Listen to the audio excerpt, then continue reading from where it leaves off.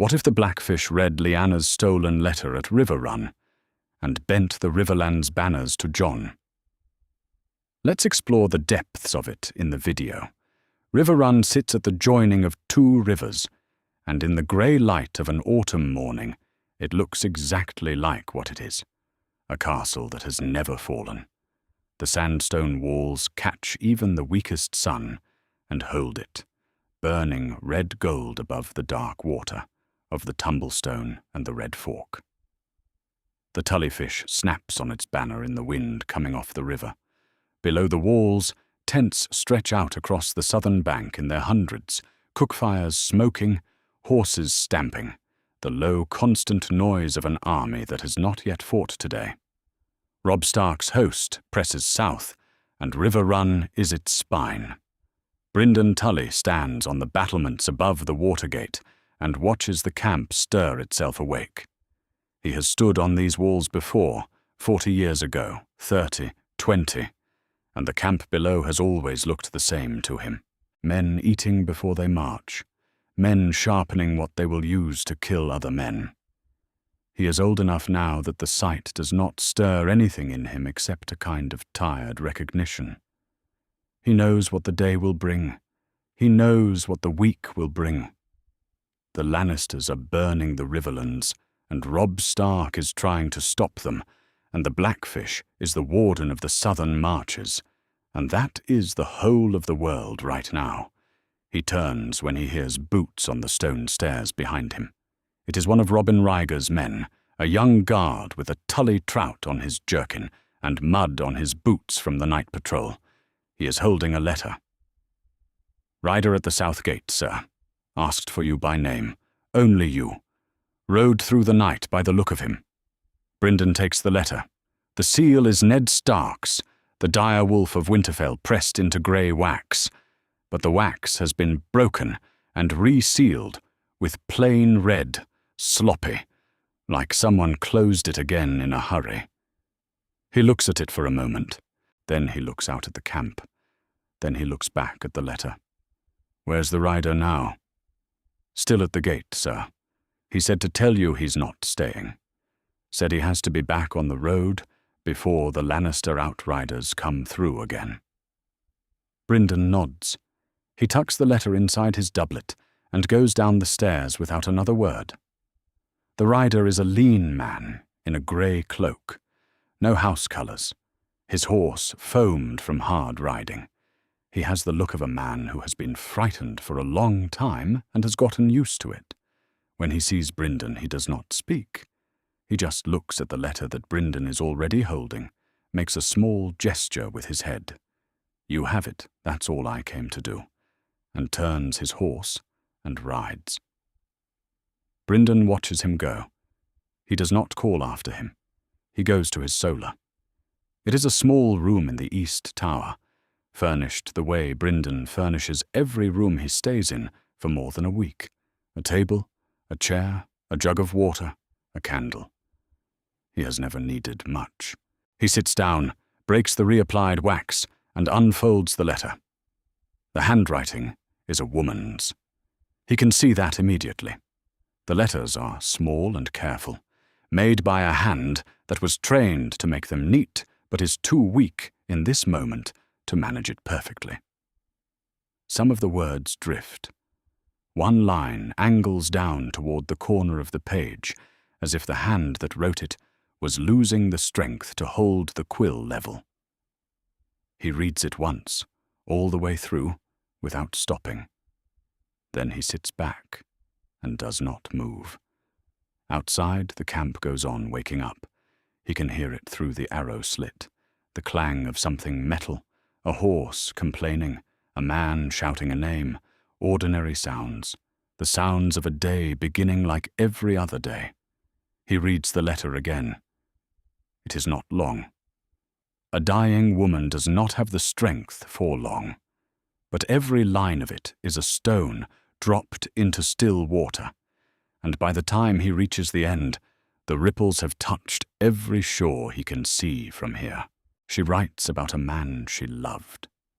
She writes about a ceremony in Dawn, performed by a septon, witnessed by no one who is still alive to say what they saw.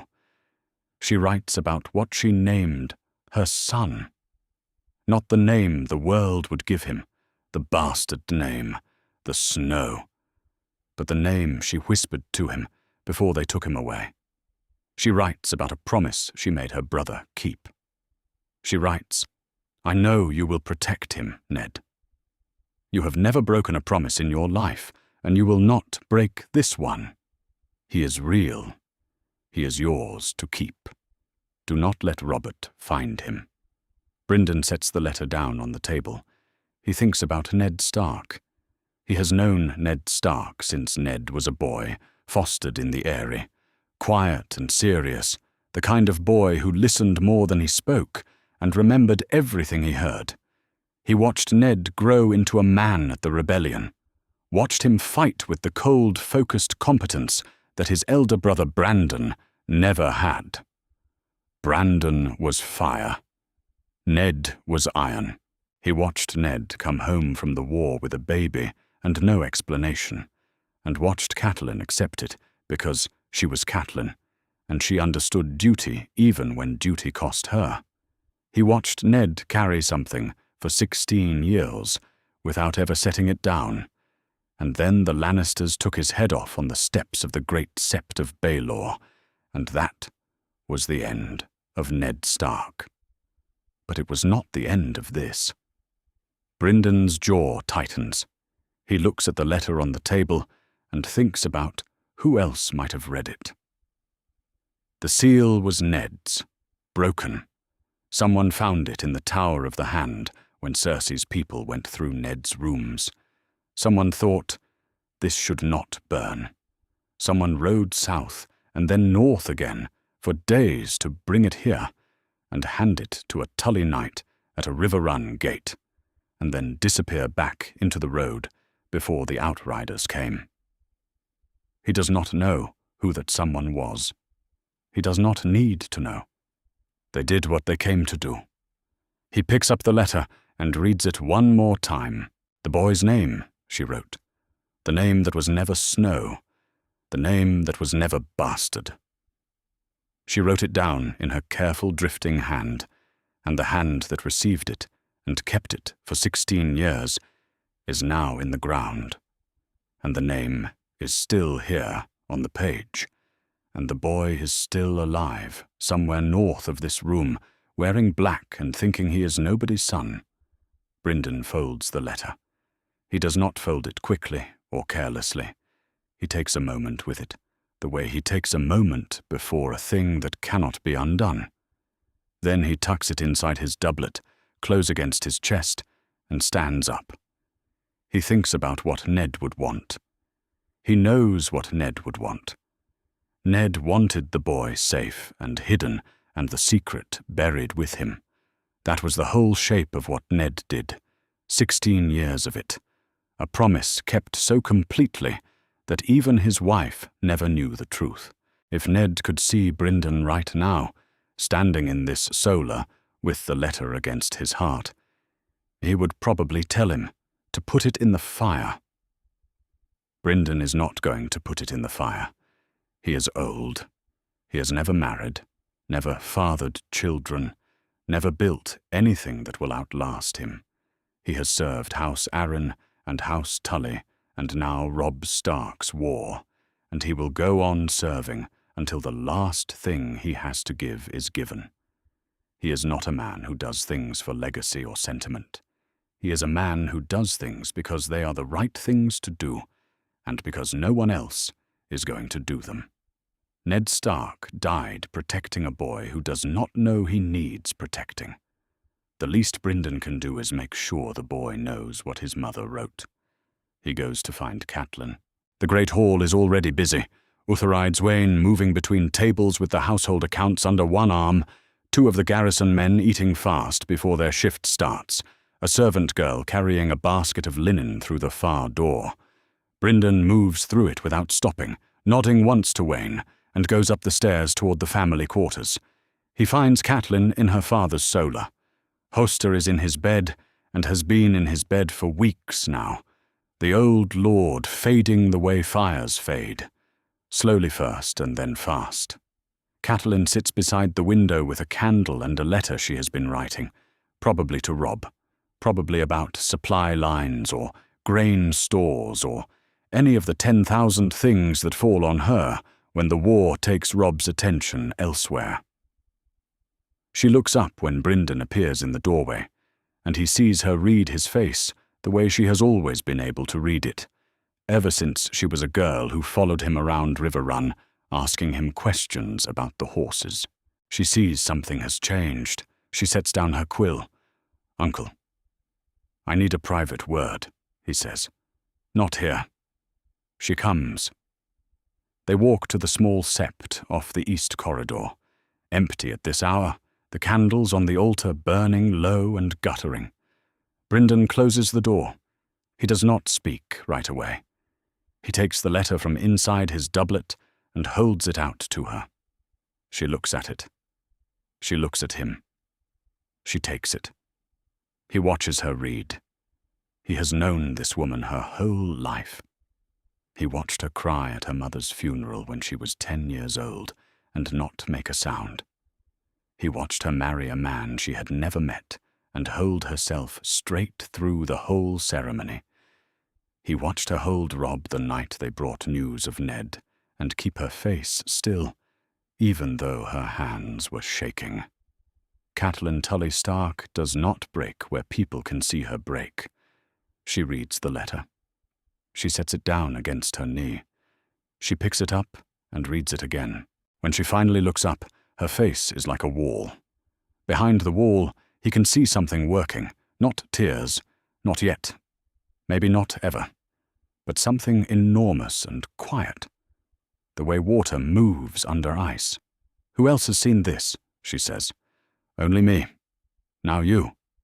She looks down at the letter again, the handwriting, at the name written there in a dying woman's careful hand. She was 16 years old, Catelyn says. It is not a question. Near enough. And Ned kept it. Not a question either. She already knew Ned kept something. She has known for 16 years that Ned kept something. 16 years, Brynden says. Not a word to anyone. She is quiet for a long time. The candles gutter. From somewhere outside, the scepter horse neighs, and someone laughs, the ordinary sounds of the camp going on without them. "What are you going to do?" she says. Brynden has thought about this since he sat down in his solar and read the letter the first time, and the second time, and the third. He knows what he is going to do. He has known since the first reading. That is the thing about being old and having no family of your own and owing the world very little. The answer to what you are going to do becomes very simple. "I'm going to ride north," he says. "I'm going to find the boy. I'm going to put this letter in his hands and let him read what his mother wrote." Catelyn looks at him. She is thinking about Robb. He can see her thinking about Robb, about what this does to Robb's kingship, to the alliances Robb is holding together with his youth and his name and the goodwill of men who followed Ned Stark's son south to fight. She thinks about it for a long time. Then she says, "Do what you think is right." Her voice is flat and careful, and it costs her something to say it. "You always have." She hands the letter back to him and stands up. She does not look at him again. She goes to the door, opens it, and walks back down the corridor toward her father's solar and the letter she was writing about grain stores, and she does not stop. Brynden stands alone in the sept with Lyanna Stark's letter in his hand. He tucks it back inside his doublet, close against his chest. He goes out. That's our theory. Westeros is a land filled with exciting stories and possibilities, and we love exploring them. If you want to accompany us on this journey across the 7 kingdoms and beyond, then please like, share, and subscribe to our channel. The great hall of Riverrun smells of tallow and wet wool, and the particular staleness of a castle that has been living on war footing for too long. Catelyn Stark moves through it the way she moves through everything. Purposefully, her back straight, her auburn hair pinned back from her face, looking at what needs looking at, and noting what needs noting. The steward wants her attention about the grain count. The master wants her attention about her father. Two of Robb's captains want her attention about something she can already tell will take an hour she doesn't have. She gives each of them a piece of her morning and keeps moving. She is good at this. She has been good at it her whole life, managing the thing in front of her, and the thing behind it, and the thing she can already see coming around the corner. Her mother taught her that. Riverrun taught her that. 16 years of Winterfell and 5 children and a husband who was always either at war or preparing for war. All of it taught her the same lesson. You hold the castle. You hold the household. You hold yourself. That is what a lady does. She goes to her father's solar. Hoster Tully is dying. She has known this for weeks, longer maybe, but it has only recently become undeniable in the way that things become undeniable when you can no longer manage them by not looking at them directly. He sleeps most of the day now. When he wakes, he sometimes knows where he is, and sometimes does not. Maester Vyman sits with him in the evenings and gives her quiet reports in the mornings that she receives with the same straight back and still face she brings to everything. She sits beside his bed for a while. He is asleep. His breathing is slow and wet, the sound of a man whose body is working very hard at a thing his mind has already given up on. She holds his hand and does not speak because there is nothing to say that he can hear. After a time, she goes to the window and picks up the letter she was writing to Robb. Supply figures, a question about the Eastern Road, and reads back what she had before her uncle interrupted her this morning. She cannot remember what she was going to write next. The words she had in her head before the sept have gone somewhere she cannot find them.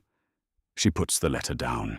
She thinks about what Brynden showed her in the sept and tries to approach it the way she approaches the grain count and the Meister's reports, practically, item by item, each thing in its column. It does not work. The thing in the sept this morning is not a problem with a column. It is a stone dropped into the middle of everything she thought she understood about the last 16 years of her life, and the water is still moving. She thinks about Jon Snow. She has not let herself think about Jon Snow directly for a very long time. He is at the wall now. Ned saw to that before he went south, before everything went wrong, before the world came apart at its seams.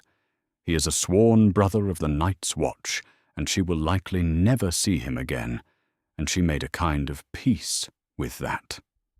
Not a warm peace. Not the kind of peace you reach by working through something. The other kind.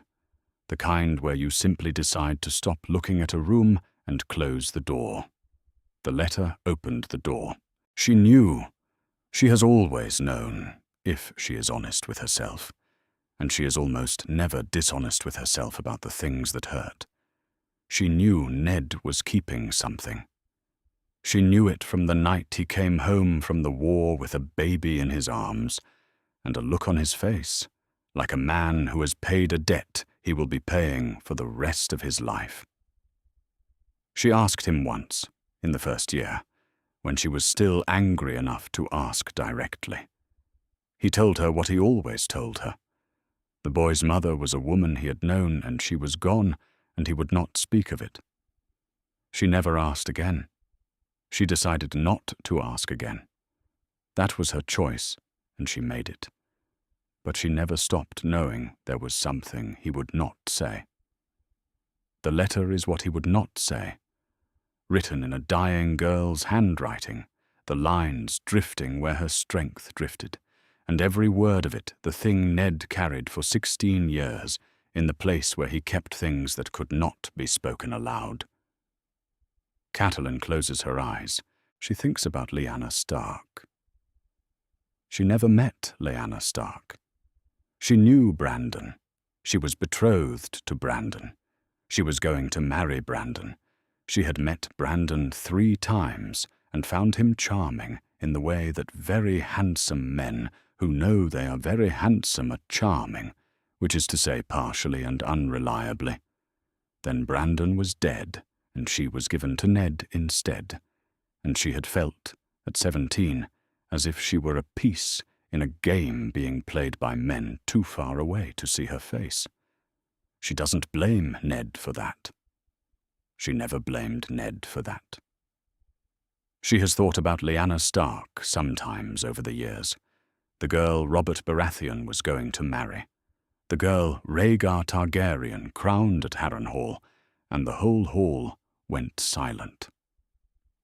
The girl who died in a tower in Dorne and left Ned standing over her, making a promise he kept for the rest of his life. She has thought of her with something that was not quite resentment, and not quite pity, and not quite envy, something that has no single name. Now she has read the letter. She is sitting at the window in her father's solar when Brandon appears in the doorway again. He has not sent a servant or a note or done any of the things that would give her more time.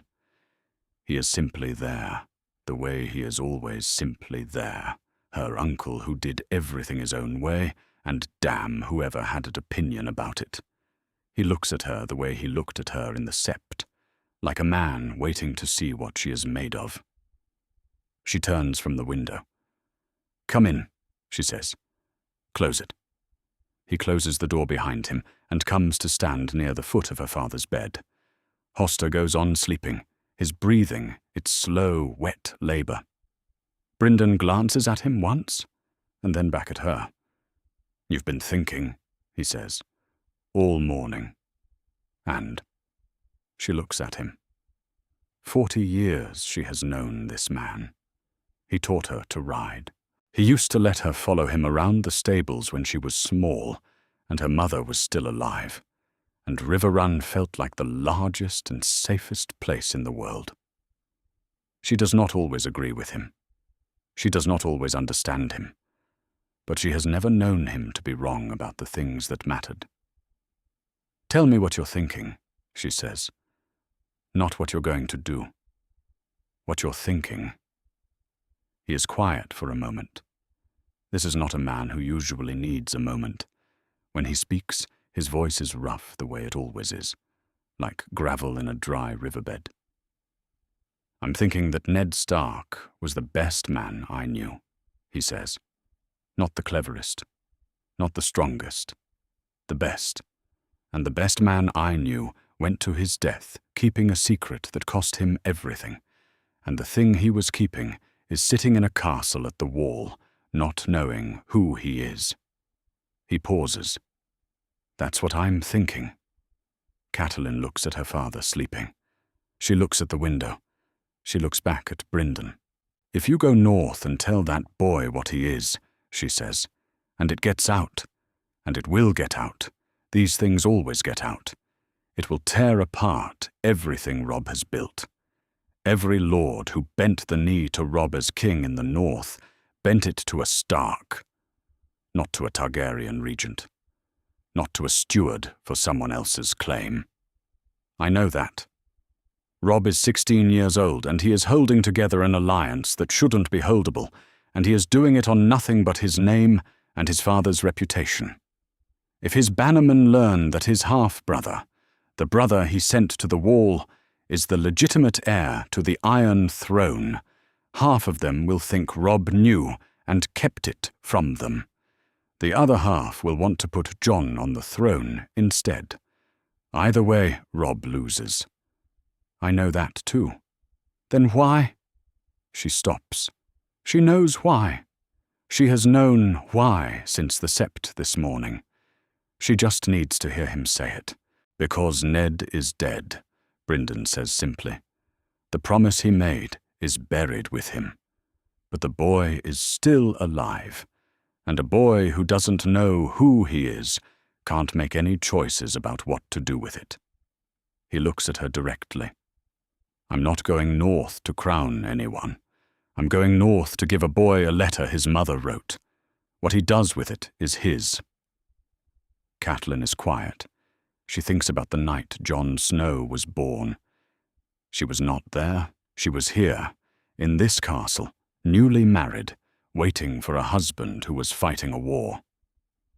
She thinks about the night Ned came home, and she saw the baby for the first time, and felt something cold move through her that she has never quite named. She thinks about Jon at Winterfell, grey-eyed and dark-haired, always slightly outside the circle of the family, always watching from just far enough away to make clear he knew he didn't fully belong. She wonders if he knew. Not the truth. Ned would never have told him the truth, that was the whole point. But the shape of it, whether some part of him always sensed that the secret was about him. His mother loved your father very much, she says. It comes out quieter than she intended. Both of them. Ned and... She stops. Both of them. Brynden looks at her for a moment. He does not push it.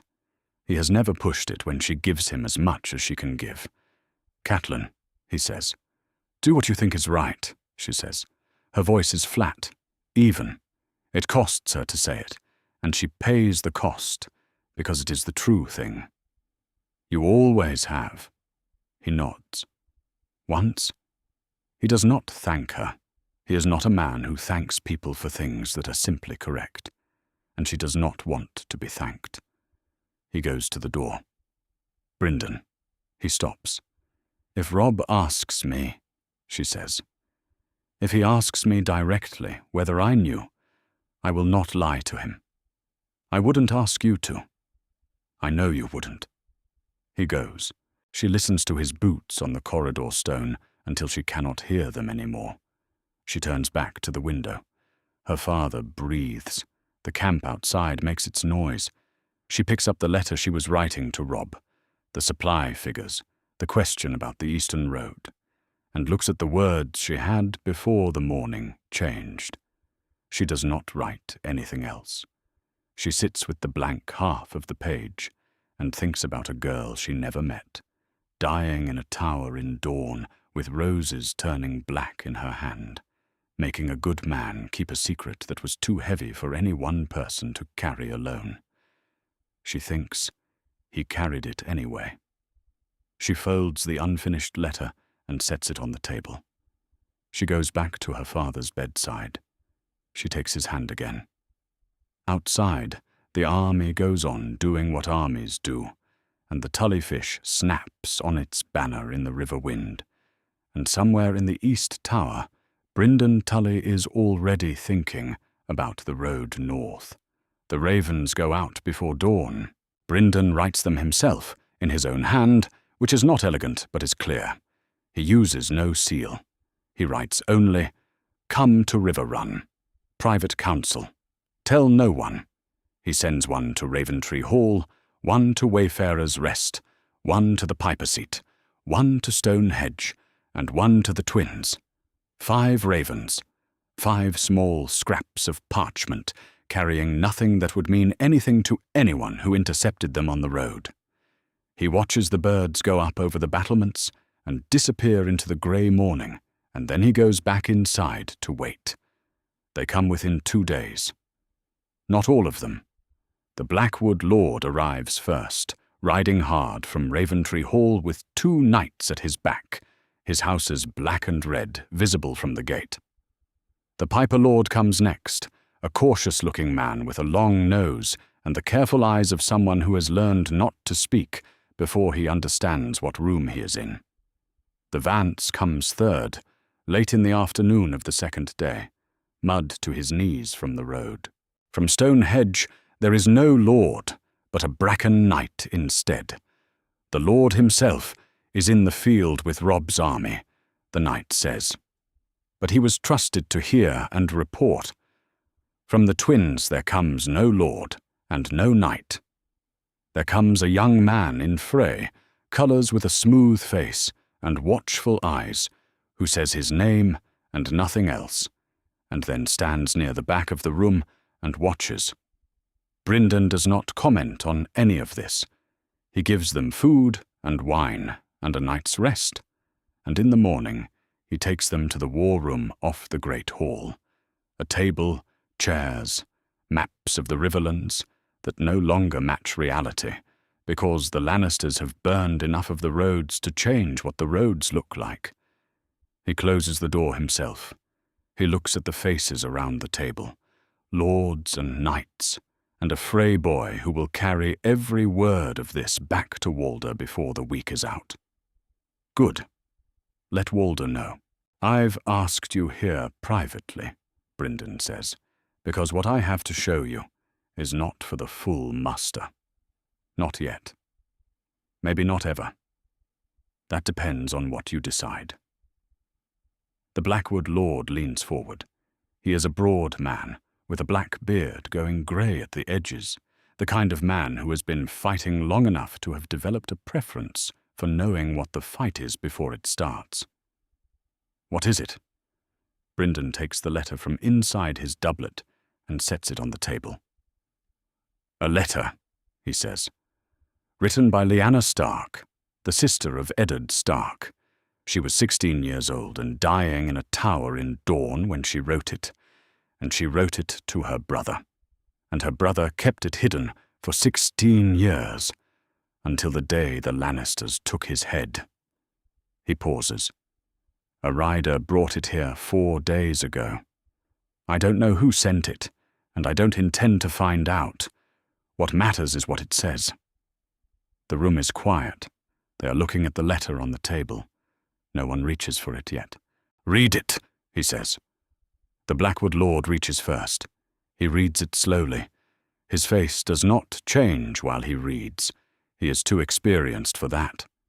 But when he sets it down, his eyes are different. He pushes it toward the Piper Lord without speaking. The Piper reads it. He reads it twice. He puts it down and pushes it to the Vance. The Vance reads it and goes very still. The Bracken Knight reaches across the table. He reads it standing up, which is how knights read things when they do not want to seem like they are being affected by them. He finishes and sets it down with more force than necessary. This could be forged, he says. It could be, Brynden agrees. Anyone with access to Stark correspondence could imitate the handwriting. Anyone who knew enough about the rebellion could fill in the details. That's true. Then why are we sitting here discussing it as though it's real? The Blackwood Lord speaks before Brynden can. Because Eddard Stark kept it. He says it the way men say things they have been thinking since they started reading. 16 years. Never told his wife, never told his children, never told anyone. And Ned Stark was not a man who lied for convenience. If he kept something hidden that long, it was because the thing he was hiding was real, and the telling of it would have gotten the boy killed. The Bracken Knight looks at him. There is the particular quality to that look that exists between a Bracken and a Blackwood in any room. The ancestral weight of a feud so old the origin is lost, sharpening every exchange into something with an edge to it. You believed everything you read, then? I believed Ned Stark, the Blackwood Lord says simply. I don't need the letter to believe Ned Stark. The Piper Lord clears his throat. He has been looking at Brynden since he finished reading. What does Lord Robb know about this? He knows, Brynden says. And he has not forbidden me to show it to you. That's as much as I'll say about that. The Piper Lord nods slowly, turning this over. It is, Brynden thinks, a very careful nod from a very careful man. If this is true, the Piper Lord says, then the boy at the wall is not a bastard. He is the true-born son of Rhaegar Targaryen and Lyanna Stark, born of a lawful marriage, and his claim to the Iron Throne supersedes every other living claimant's. Yes, and Lord Robb's claim to the North is unchanged, Brynden says. The North declared independence from the Iron Throne. A Targaryen on the Iron Throne doesn't eliminate that independence. Robb is king in the North. This boy, he taps the letter, is the heir to the Iron Throne. Those are not the same, Chair. Another silence. The Frey boy at the back of the room has not spoken since he gave his name. He is watching all of them with the smooth patience of a man who understands that his purpose here is to listen and remember. And he is doing both with the quiet efficiency of long practice. Brynden looks at him for a moment. The boy meets his eyes and does not look away. Good. He does not want a man who flinches. The boy doesn't know, Brynden says to the room. He is at Castle Black. He has been a sworn brother of the Night's Watch since he was 16 years old, believing himself Ned Stark's bastard, serving at the wall. He picks up the letter and rolls it. His mother wrote this for him. His father, his real father, died at the Trident. His uncle died for keeping this secret. I am riding north to put this letter in his hands because he deserves to know what his mother wrote, and because I am not willing to let Ned Stark's death be the end of the truth. He looks around the table. The Blackwood Lord, the Piper, the Vance, who has not spoken yet, the Bracken Knight, the Frey boy. I am not calling banners, he says. I am not asking you to declare anything or march anywhere or make any promises. I am asking you to remember what you heard in this room. When the time comes, and it will come because these things always come, I want you to have heard it from me first, and not from a rumor running through the camp after Walder Frey decides it suits him to speak.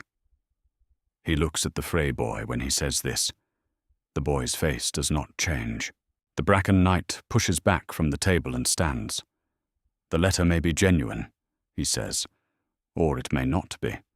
But either way, what you're describing is a Targaryen restoration, and the last time anyone in this room's family lived through a Targaryen restoration, it involved fire. He is looking at the Blackwood Lord when he says this, with all the weight of the old feud in his eyes. My Lord of Stonehenge will want to hear this from me directly before he decides anything. Tell him, Brynden says. Tell him everything I told you.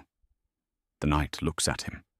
Then he nods, once, and picks up his gloves from the table.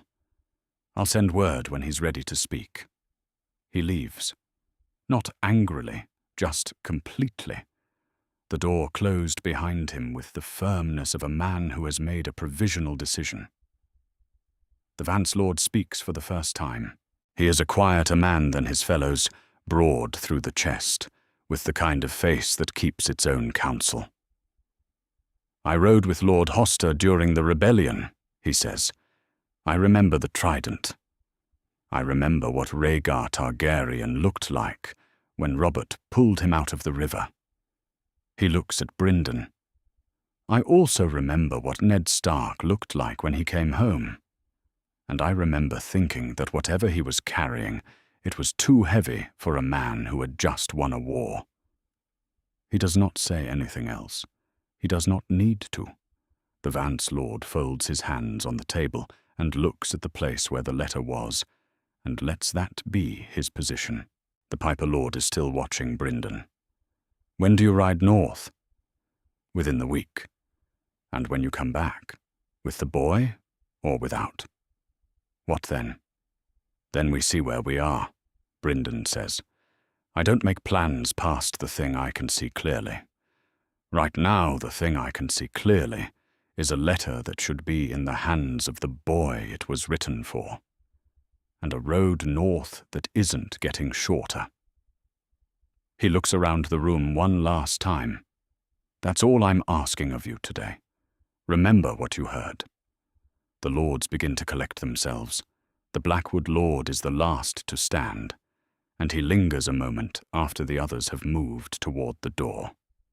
"Sir Brynden," he says, quiet enough that only the two of them can hear it. "My lord? The rebellion cost my house a great deal." He says it without heat, as a simple fact. The war after the rebellion cost it a more. I have no particular love for Targaryens as a concept. He looks at the door and then back at Brynden. But Ned Stark was an honourable man who kept an honourable promise, and that is a thing I understand. A pause. "Remember that I said so." He goes. The Freyboy is last. He moves toward the door with the unhurried ease of a young man who has nothing to prove in this room, because his value lies entirely in what he carries out of it. At the door, he pauses and turns back. "My grandfather will want to know," he says, "what the boy's worth to the Starks, and what his worth to the Starks is worth to everyone else." He leaves before Brynden can answer. Brynden stands in the empty war room. The maps on the table show him roads that no longer exist, holdings that have burned, a Riverlands that the war is in the process of remaking into something no map has caught up to yet. He looks at the letter in his hand. He puts it back inside his doublet. Within the week. He has said it now, in front of witnesses. The road north is not getting shorter, and the boy at the wall does not know he is waiting for something. Brynden goes to tell Robin Ryger to ready 6 horses. Catelyn finds Robb in the yard. He is going over the supply manifests with 2 of his captains. He has been doing this every morning since they established at Riverrun, the same methodical accounting of what they have and what they need, and how long they can sustain the army at its current size.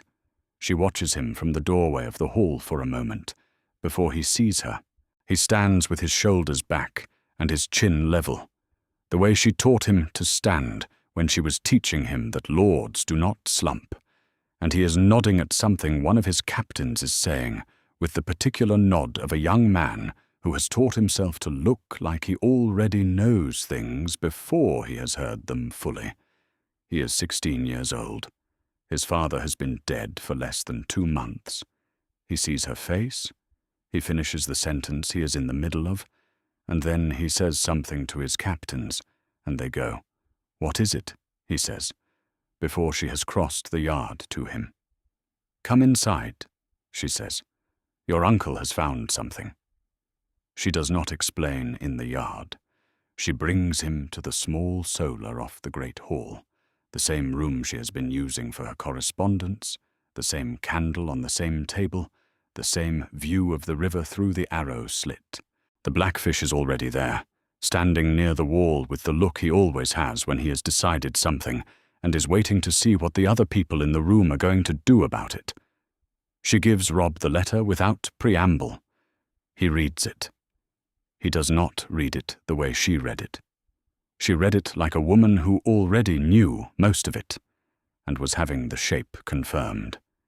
He reads it like someone taking a thing apart carefully to see how it is made. He reads to the end, and then goes back to the beginning and reads it again. When he sets it on the table, his eyes go to the wall and stay there for a moment. "How long have you had this?" he asks.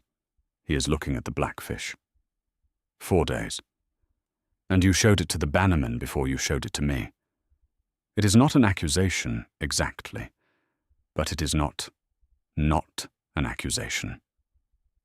"I showed it to your mother first," Brynden says. "Then a private handful of lords. Then you." Robb looks at Catelyn. She meets his eyes and gives him what she can. "I know. I let him. It had to go somewhere." He reads all of this in her face, the way he has always been able to read her face. He has had his whole life to learn it, and he was always a quick study. He looks back at the letter. "Jon," he says, quietly. Not a question. "Aegon," Brandon says. That's what she called him. Robb picks up the letter again. He is looking at the name written there in his aunt's dying hand. The aunt he never knew. The girl who was supposed to marry Robert, and instead became the reason the whole world fell apart. He traces the line of text without touching it, just his eyes moving. "We grew up together," he says. This is also not a question. It is a man saying a thing aloud, because saying it aloud is the only way to test whether it is still true now that the shape of it has changed. He taught me to ride. Not formally. The master of horse did that. But John taught me not to be afraid of it. We were 6. A pause. He always sat outside the circle a little, at feasts, at everything. He never made a fuss about it. Another pause. I used to think it was just how he was. Maybe it was how he was. Maybe he always knew something was different, and he just didn't know what. Catelyn says nothing. She does not have anything to give him on this. Robb sets the letter down for the second time. He straightens up and looks at the Blackfish with the expression she has seen him develop over the last 2 months. The expression he puts on when he is going to disagree with someone and wants to do it right. "I hear what you're thinking," Robb says. "You think he has a right to know who he is. You're not wrong. If that's all this was, a man riding north to tell his nephew the truth his father kept from him, I would have given you horses yesterday." He pauses. "But that's not all this is." "No," Brynden agrees. "It isn't. If this gets out, it's already out." Robb stops. "The Frey boy has been on the road to the twins since yesterday morning," Brynden says. "The Bracken Knight is sending word to Stonehenge tonight. By the end of the week, Walder Frey knows. And when Walder Frey knows something, the rest of the Riverlands knows it within a fortnight." He looks at Robb without apology. "I told you it needed to go somewhere. The somewhere I chose was a handful of men I could read the room on. That room is not containable anymore. The question is not whether this spreads. The question is whether you're ahead of it when it does." Robb is quiet for a moment. He is thinking. She can see him thinking. The same look he had as a boy when he was working through something in his head and did not want to get it wrong. He learned that from Ned. The patience of it. The willingness to sit inside a hard problem and not reach for the easy answer. "My bannermen bent the knee to me," he says. "To a Stark. They followed my father's name south, and they'll follow it until I give them a reason not to. If they learn that my half-brother is the legitimate heir to the Iron Throne, the brother I sent to the wall before the war started, half of them will think I knew and kept it from them. The other half will start asking why we're fighting for the North's independence when we could be fighting to put a Targaryen on the Iron Throne instead." He looks at Brynden. "Either way, I lose the thing I have, which is their trust. Or," Brynden says, "you get ahead of it. You're not surprised by it. You're the one who controlled when it came out, and what it means." "And what does it mean? You tell me." "It means that Robb Stark is the king in the North," Brynden says, with the directness of a man who has thought this through at length and does not intend to be subtle about it now. "The North declared independence from the Iron Throne. That's done. That stands regardless of who sits on the Iron Throne or who claims it. Your crown does not depend on there being no Targaryen claimant. Your crown depends on the North's loyalty to House Stark, and that loyalty is not threatened by the existence of Jon, Aegon, whatever name he goes by." He pauses. "He is the heir to the Iron Throne. You are the king in the North. Those are not the same seat." Robb looks at him for a long time. "That's a fine argument," he says. "It is a genuinely fine argument, and you've clearly been working on it since before you walked into this room." A beat. It also assumes my bannermen think clearly about constitutional distinctions when they're frightened. They don't. Nobody does. No, Brynden admits. But they think clearly about Ned Stark, and they think clearly about a secret Ned Stark died protecting. He lets that sit for a moment. If this is framed as the thing Ned Stark gave his life for, the thing he spent 16 years keeping safe because he promised his dying sister, it is not a threat to you. It is an inheritance. It is what your father left. Robb's jaw tightens. She sees it, the moment the argument lands, and Robb doesn't want it to have landed, and it lands anyway. He gets that from Ned, too. The inability to argue himself away from a thing that is true. He looks at Catelyn. Mother. She has been standing near the wall since she gave him the letter. Don't look at me for a way out of this, she says. I've already given your uncle what I had to give him. I'm telling you that, so you know where I stand. Robb looks back at the letter on the table, then at the Blackfish, then at the letter again. You ride as a private man, he says, not as my envoy, not under my colours. You go north on your own account, as Brynden Tully, as whatever you are to Jon, not as Robb Stark's representative. Agreed. If anyone asks, I didn't send you. I wouldn't have said you did. And when you come back, Robb stops. He picks up the letter. He holds it in both hands and looks at the handwriting, the lines drifting where the hand that made them was losing its strength, a dying girl's careful work. When you come back, he says again, I want to know what he thinks, not what he decides to do about it.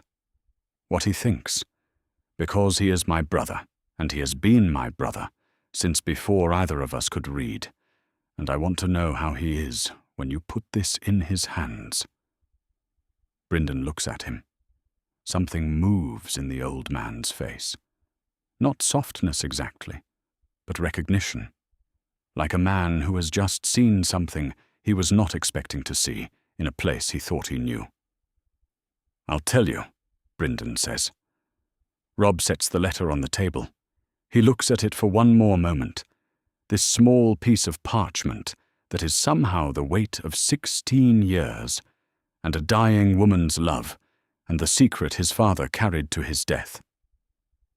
Then he walks to the door and opens it himself, the way he does now, the way kings do it, because there is no one left to open it for them. He stops in the doorway. His name was Jon when I knew him, Robb says. Not to anyone in particular, not really.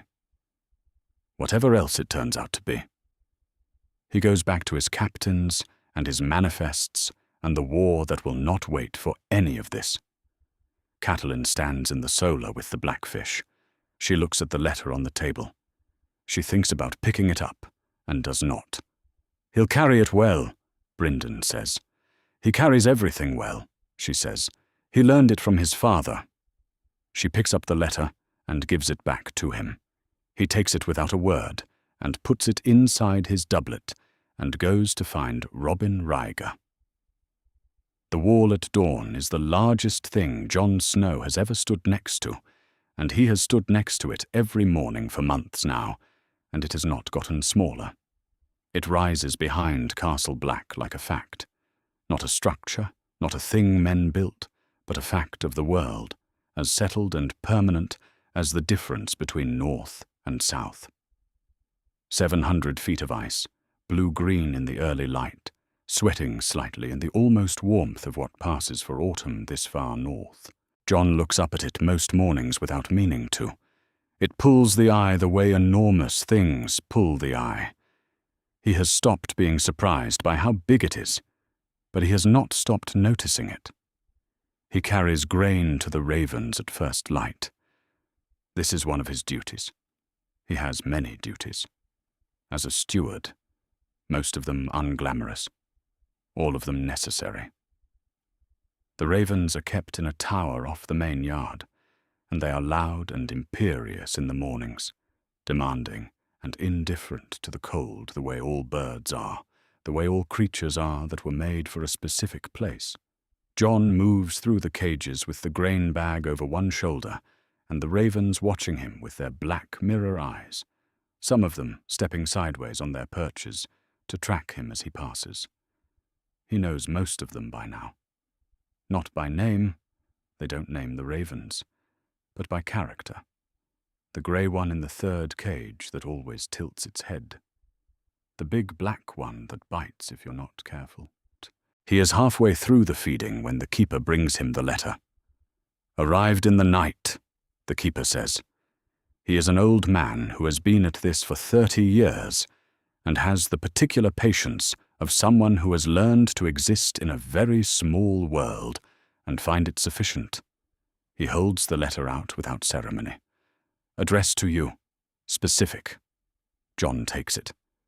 The handwriting on the outside is not a hand he knows.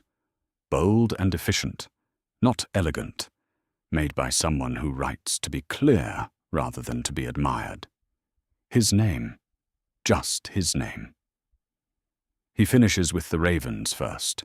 He puts the grain bag away and closes the last cage latch, and then he goes to the doorway of the tower where the light is better and breaks the seal. The letter is short. He reads it in less than a minute. "Your Uncle Brynden is coming north. He carries something that belonged to your mother. Meet him at Castle Black." Jon reads it again. His mother. He has spent his whole life not knowing his mother's name. This is not a dramatic thing he has felt. It is simply the shape of his life, the permanent weather of it, the way some men grow up without enough food or without a father's name and simply learn to live inside that fact without making it the center of everything. He knew Ned would not tell him. He asked twice as a boy and once as a young man before he left for the wall, and Ned's face each time was the same. Not cold, not cruel, simply closed. The face of a man who had made a decision and intended to hold it. Jon understood decisions held. He stopped asking, but he did not stop wondering. He has a picture of her in his mind, not a real picture, not anything anyone told him, just the picture a boy builds out of nothing over years of not being told. She is a Stark, he always thought, because he looks like a Stark, because Ned's grey eyes came to him somewhere, and the tully blue of Robb and Sansa and the others did not. She is Northern. She is dead. Beyond that, he has nothing, and now a letter in a stranger's hand is telling him that his Uncle Brynden, Catelyn's uncle, who Jon has met twice in his life, and who was always correct to him in the way that men are correct to children they feel uncertain about, is riding north, carrying something that belonged to her, something that belonged to his mother. He folds the letter. He puts it in his shirt, against his chest. He goes to find his duties for the rest of the morning. There are many of them. Jon is a steward, which means that the unglamorous machinery of Castle Black is partly his concern. The records, the correspondence, the management of the Lord Commander's affairs, the 100 small administrative functions that keep a garrison fed and warm and sufficiently organized to function as a military installation at the edge of the world. He does all of it. He does it well, which he has been surprised to discover, because he always thought he was meant to be a ranger, and the idea of spending his days on accounts and correspondence felt like a diminishment. It turns out that doing a thing well is its own kind of satisfaction, regardless of whether it was the thing you expected to be doing. He helps Mormont with the morning's correspondence. The Lord Commander is a big man, grey-bearded, with the bear's gravity of someone who has been in command, long enough that he does not need to perform it anymore. He reads his letters standing at his window, which looks out at the yard. He dictates replies in a low rumble, and Jon writes them, quickly, cleanly, without needing things repeated.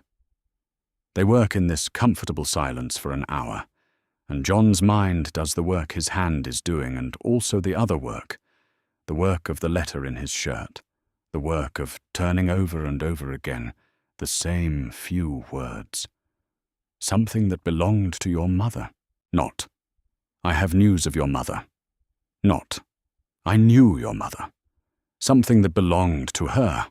An object, a document, a thing she left behind, a thing that survived her, a thing that Ned apparently had, or that someone found and sent to Brynden Tully, who is now saddling a horse and riding north in the middle of a war. Jon thinks about Ned. He does this often now, involuntarily, the way you touch a wound. Ned Stark is dead.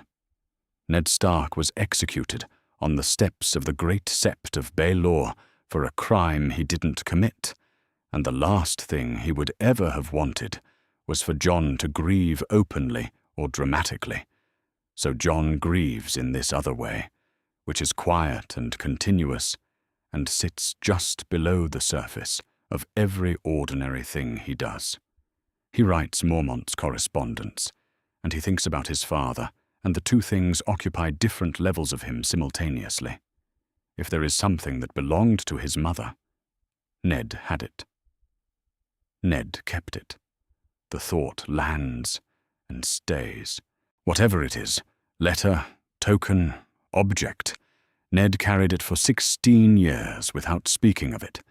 The same way Ned carried everything he didn't speak of, with the absolute steadiness of a man who understood that the things you chose to hold were the things that defined you. And now Ned is gone, and the thing he was holding is moving north. Jon finishes the correspondence. He goes to the yard and trains for an hour with the other stewards and the off-duty rangers, working through the forms with a sword he knows as well as his own hands. He is good at this, better than most of the men he trains with. Not because of size, but because he was taught young and has spent years building the kind of habits that do not break when you are tired. He works until he is sweating despite the cold, and then he goes to the common hall and eats. He eats with Ghost under the bench at his feet, the dire wolf's warmth a constant against his legs. Ghost has been unsettled all morning, not agitated, just watchful, his red eyes moving around the hall with more attention than usual. Jon does not know what Ghost is tracking. He rarely does. After the meal he goes to the Godswood. Castle Black has a small Godswood, smaller than any at home, a handful of trees around a heart tree, whose face is worn almost to nothing by the years, the carved features blurred by time and weather into something that could be anything or nothing. Jon doesn't come here to pray, not in the way that means requesting things from gods. He comes here the way he goes to the training yard, because the practice of it does the work he needs done. He sits on the cold ground with his back against the heart tree, and Ghost settles beside him, and they stay there together in the quiet of it. No ravens, no footsteps, just the sound of the wind moving through the branches and the distant permanent creak of the ice in the wall above them. He thinks about the letter, something that belonged to your mother. He is 16 years old, and he has been a sworn brother of the Night's Watch for some months now, and he has never in his life had anything that came from her. Not a name, not a story, not a token or a memory or a second-hand account.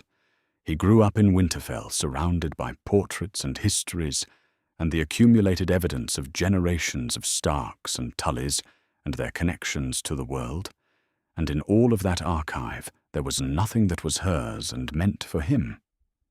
She was a gap in the record. She was the shape of something removed. Whatever Brynden Tully is bringing north is the first real thing. Jon does not try to imagine what it is. He has learned, over years of not knowing, not to build pictures out of nothing, because the pictures are always wrong, and the wrongness is its own particular kind of loss. He waits instead. He is good at waiting. He learned it from the same man who taught him everything else. When the light starts to go grey, and the cold deepens the way it deepens in the late afternoon this far north, he goes back to the rookery. He finds a scrap of parchment. He writes 2 words and folds the parchment, and gives it to the keeper to put on a raven going south. 2 words. That is all he has. I'll wait. He goes back to his duties. Ghost follows him across the yard, silent on the dark stone, and the wall rises behind them both, enormous and indifferent, holding back the north the way it has always held it back, patient in the way that things built to last are patient, without needing to be told they are doing it right. They ride out before the rest of the camp is fully awake. 6 horses, 7 men, counting Brynden, no banner and no colours. He has ridden like this before, light and quiet, the kind of company that moves fast, because it is not carrying anything it doesn't need. The men Robin Ryger chose for him are experienced outriders, men who know how to read a road for danger, and do not need to be told twice about anything. Good enough. He does not need soldiers. He needs men who can keep up. Riverrun falls behind them as the sun comes up over the eastern hills, the sandstone walls going red-gold in the morning light the way they always do, the tully fish still on its banner above the gate. Brynden does not look back. He has spent a considerable portion of his life leaving places, and he has learned that looking back is a habit that costs more than it returns. The road north is not what it was. He has ridden this road 100 times in his life. Not always this exact road, not always in the same season, but the Riverlands roads that run between the castle towns and the river crossings, the roads that knit together the Riverlands into something that functions as a region rather than a collection of separated holdings. He knows these roads the way an old man knows his own house in the dark, the distances, the waypoints, the places where the ground goes soft after rain and the places where it stays firm. The roads are the same. The land around them is not.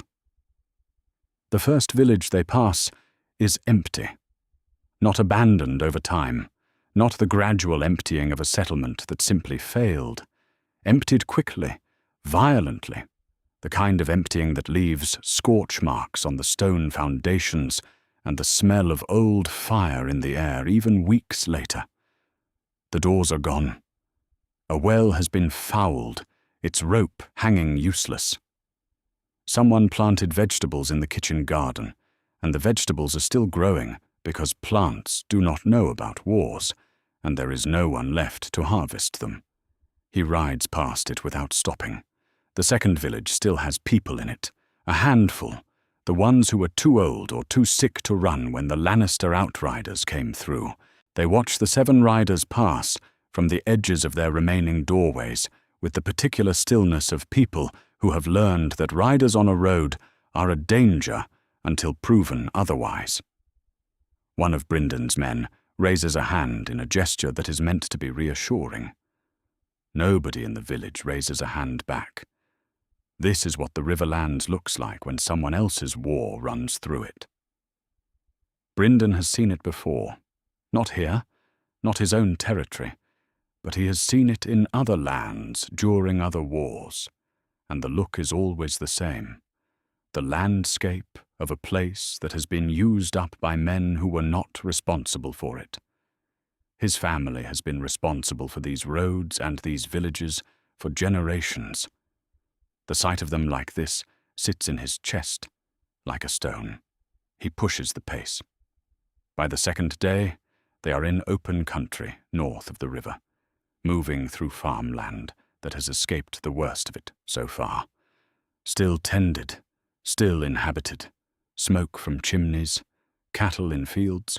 The war is everywhere, but it has not been everywhere yet. There are places it has not reached.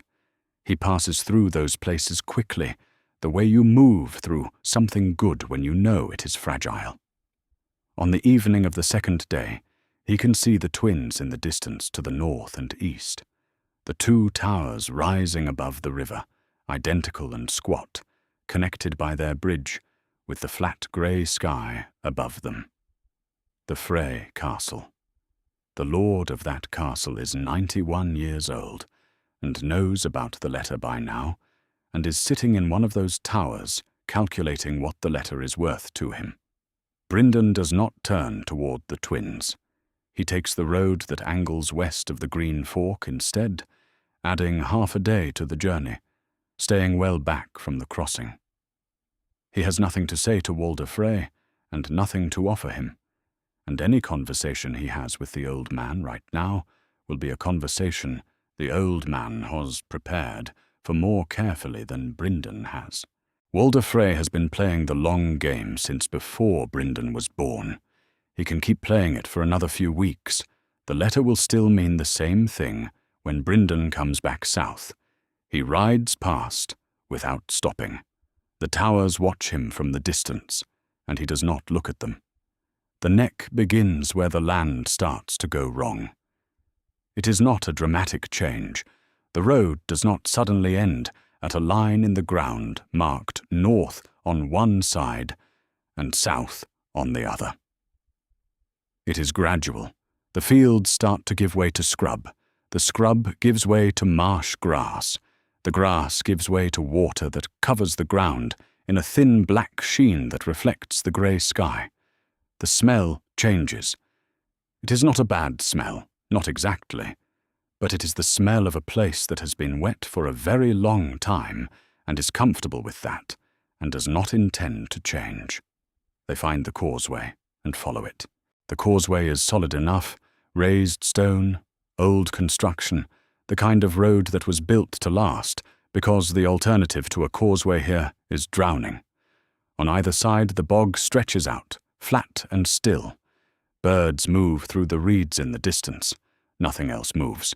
The neck is the quietest place Brynden has ridden through in years, which is saying something because he has spent a great deal of time in the last year riding through countryside that armies have recently emptied of sound. One of his riders mutters something about Cranagman. Brynden does not respond. He does not believe in wasting words on things that cannot be changed. The neck is the neck, and the road through it is the road through it, and the only thing to do with a long road is ride it. He thinks as he rides. He is old enough that long rides have become thinking time rather than riding time. His body does the work of staying in the saddle without requiring his attention, and his mind goes where it needs to go. He thinks about the rebellion, which he always does when he is going north. He fought it as a younger man. Not young exactly. He was never truly young after the War of the 9-penny Kings, but younger than he is now, which is the only comparison that matters. He rode with Hoster, and alongside Jon Arryn, and beside Eddard Stark, through a war that lasted close to a year, and remade the world at the end of it. He was at Harrenhal. Not for the battle. There was no battle at Harrenhal, not in 281, not at the tourney. He was there for the tournament, which his brother's household attended, because the Tullys and the Wents had always been on reasonable terms, and Walter Went had spent a fortune on the thing, and it would have been discourteous not to come. He was there in the crowd the day Rhaegar Targaryen won the final joust. He remembers it clearly, not because it was a happy memory, but because it was the moment when something that had been invisible became visible. Rhaegar rode past the stands with his lance, moving toward the end of the field where the crowned queen of love and beauty would be waiting, his wife, Elia Martell, who had watched her husband win the tournament from her seat in the gallery. And then he passed her.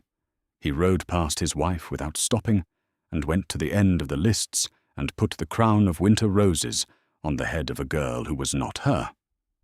The whole yard went silent. That was the thing Brynden remembered, not the act, the silence after it. 10,000 people watching a crown of blue roses descend onto a Stark girl's head, and every one of them understanding, at the same moment, that something had just gone wrong in a way that could not be taken back. Lyanna Stark. He looked at her that day. She was. He searches for the word even now, riding through the neck with the bog on both sides. She was not what you expected. Not the weeping girl some of them imagined later. She sat very still in her seat, with the roses in her lap, and her face was complicated in a way that a girl's face at 16 should not be complicated, like a person receiving news they had been dreading and hoping for simultaneously. He wonders sometimes whether she knew, whether she understood in that moment what the crown meant and what it was going to cost. He thinks she probably did. He thinks she was probably sharper than the histories were going to give her credit for, because the histories that survive a war are written by the men who won it, and they needed her to be a victim rather than a person who made a choice. The letter does not read like a victim wrote it. It reads like a woman who knew exactly what she was doing and exactly what it had cost and was doing the last thing she could still do, which was make sure it counted for something. He has ridden north to give a boy a letter. That is the plain description of it. He is not a man who dresses plain things in elaborate clothing.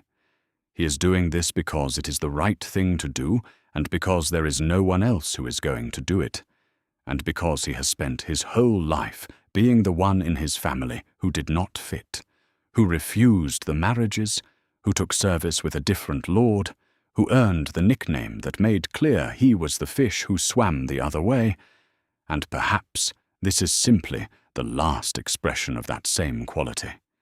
He sees which way the river is running. He swims the other way. He has never had children. He is aware of this with a particular clarity on long rides and in the quiet before sleep, the awareness of a life shaped by choices and the things those choices precluded. He has no regrets about the choices. He has a clear-eyed accounting of what they cost. He does not confuse the two. The boy at the wall is 15 years old and does not know who he is. He has been living inside a secret that was not his to know and not his to keep, and was shaped entirely by other people's decisions about what was safest for him. And now the man who kept the secret is dead, and the safety it bought is gone, and the truth is loose in the world whether the boy claims it or not. He thinks Ned would understand. Not approve, necessarily. Ned would see the risks clearly, and weigh them the way he always weighed everything, with the particular gravity of a man who understood that consequences were real. But understand. Yes. Ned Stark was a man who believed in things being said aloud in the end. He believed in facing what was true, even when it was hard. He believed in it so completely that he died for it. The causeway ends. The ground firms. The neck falls behind them, and the land opens up into the northern landscape. Starker, greyer, the trees thinner, and the sky bigger. The wind is colder here. Brynden can feel the change in his joints, the way he always feels cold weather now, a price of years that he pays without complaint. One of his riders draws level with him and points. North. A smear of white against the grey sky. Not cloud. Too solid. Too vast. Too permanent. The wall. Brynden looks at it for a long moment. He has seen it before, years ago, a diplomatic ride in a quieter time. He had forgotten how completely it commanded the horizon. It does not look like a thing men built. It looks like the world has a seam in it, and someone drove a nail through. He adjusts his grip on the reins and keeps riding. The gates of Castle Black open without ceremony. Brynden expected questions, outriders, challenges, a long conversation at the gate about who he was and why he had come, and what the Watch's policy was about admitting armed men from the south. Instead, a steward appears, young, dark-eyed, and says that Jon Snow has been expecting him, and leads the 7 of them inside. He leaves his men in the yard with the horses. He follows the steward through a courtyard of hard grey stone toward the main hall, where the wall rises behind everything like a second sky. Up close it is overwhelming in a way that it is not from a distance. From a distance it has scale. Up close it has weight. The cold that comes off it is not the cold of winter air. It is older than that. A cold that has been in the ice for thousands of years, and seeps out of it the way cold seeps out of the ground in deep winter. Brynden has ridden north in his life, and slept on frozen ground, and crossed mountain passes in the snow, and none of those experiences prepared him for the particular cold of the wall from 10 feet away. Jon Snow is waiting for him in the yard. Brynden has met him before. Twice, he thinks, maybe 3 times, at Riverrun when Jon visited with Ned during feast days. Once at Winterfell, when Brynden went north on a diplomatic errand that Hoster had sent him on, and that he has mostly forgotten, except for the cold and the way the castle seemed to grow out of the rock rather than sitting on it. He was a boy then. He is a boy now. Still, 15 or 16, the age where the man is beginning to show through the boy but has not quite arrived, so that the face is always doing 2 things at once. He has Ned's face, long and angular, the same grey eyes, the same quality of attention, the sense that a thought received is a thought retained, and that the thought retained will be examined until it has given up all of its information. He looks at Brynden without speaking. He is wearing black, which suits him in a way that is uncomfortable, not because black is wrong for him, but because it is completely right, the way some men find the thing they were meant to wear and wear it without knowing they have done so. "Sir Brynden," he says. "Jon," Brynden says. They look at each other for a moment. This is the particular awkwardness of men who have a connection they have never used. Brynden is family, after a fashion, the uncle of the woman who raised Jon without ever quite loving him, and they are both aware of this in the same way they are both aware of the wall behind them. Present, undeniable, not discussed. "Walk with me," Brynden says. Jon takes him to the base of the wall. There is a space there, not a room, not a shelter, just a shelf of flat ground where the ice meets the stone of the castle's northern edge. The wind is wrong here. It comes off the ice in a direction that doesn't follow the usual patterns, and so there is no easy place to stand out of it. They stand in it. Brynden has never minded cold. Jon shows no sign of minding it either, which makes sense. He has been here for months, and cold has probably become simply the texture of every day. No one else is near.